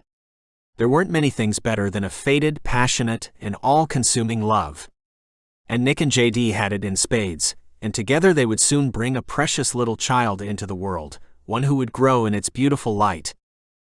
I took one final look at their happy faces, then took flight, flying away from the reception and toward the sky. We angels lived in the clouds, or more accurately, through a magical veil and beyond, in another realm that was accessed directly via the clouds. I headed straight for one of the celestial doors, flying through and into our designated area. Love angels were considered less than by the strong and fearsome warrior angels as well as by the fleet-winged messenger angels, but I couldn't care less. We had so much more freedom than any of the other ranks of angels. We were always flying back and forth to Earth, and our whole existences were focused upon punting souls who would be in love forever. What better job was there? I felt blessed to be what I was, truthfully. Tucking in my wings at my back once more, I walked down the familiar corridor and into our common area. Amory was standing by the water fountain with a friend of ours, Tyrone. My immediate reaction was one that we frowned upon as angels of love. Anger and jealousy, emotions unbecoming of our rank. Tyrone was a good-looking man, and a lot of the other angels, male and female alike, had been with him at one point or another. Not Amory, not yet anyway. I lifted my hand and waved at them as they both glanced my way. Amory's whole face lit up with a smile that beckoned to me. She was wearing her long blonde hair straight today, which made her look sophisticated, an altogether different girl from the one I'd grown up with. "Hey," I greeted them both, stepping into their circle. "Hey back," Amory said, grabbing my hand and squeezing. How was the wedding? I'm so sorry I missed it. It was lovely, I managed to reply, my skin aching from where she was touching me. You should contact Nikki when things slow down and see if you two can catch up. You'll love JD. She's a real spitfire. Tyrone ignored me completely and changed the subject. So, what are your assignments like this week, Amory? Amory let go of my hand, and with an apologetic smile picked up her conversation with Tyrone once more. I listened to them chatting about work for a while, but I was itching to get away. I'm just going to grab something to eat, then head back to my room, I announced when there was a natural lull in their conversation. Oh, okay, Amory said, no longer beaming, her radiance somehow dimmer. We'll catch up later then. Absolutely, I agreed, then took my leave. Angels had rules about fraternizing with each other, and with humans if I was being specific. We weren't meant to being intimate with either. But if the need for physical contact became too much and we succumbed, then that was all it was allowed to be. A fleeting desire to meet our needs, then it was back to work. Love and relationships were not on the cards for angels, not even we Cupids. But that didn't stop me from loving my best friend. In fact, I'd been in love with her for as long as I could remember. But until the heavenly laws of our realm changed, I was stuck with cold showers to suppress the fire burning within me, and even colder nights alone in my bed. The end. I hope you enjoy my Christmas seasonal romance. Next up on the calendar is Valentine's Day and my Romance Cupid's Love pre-order, here.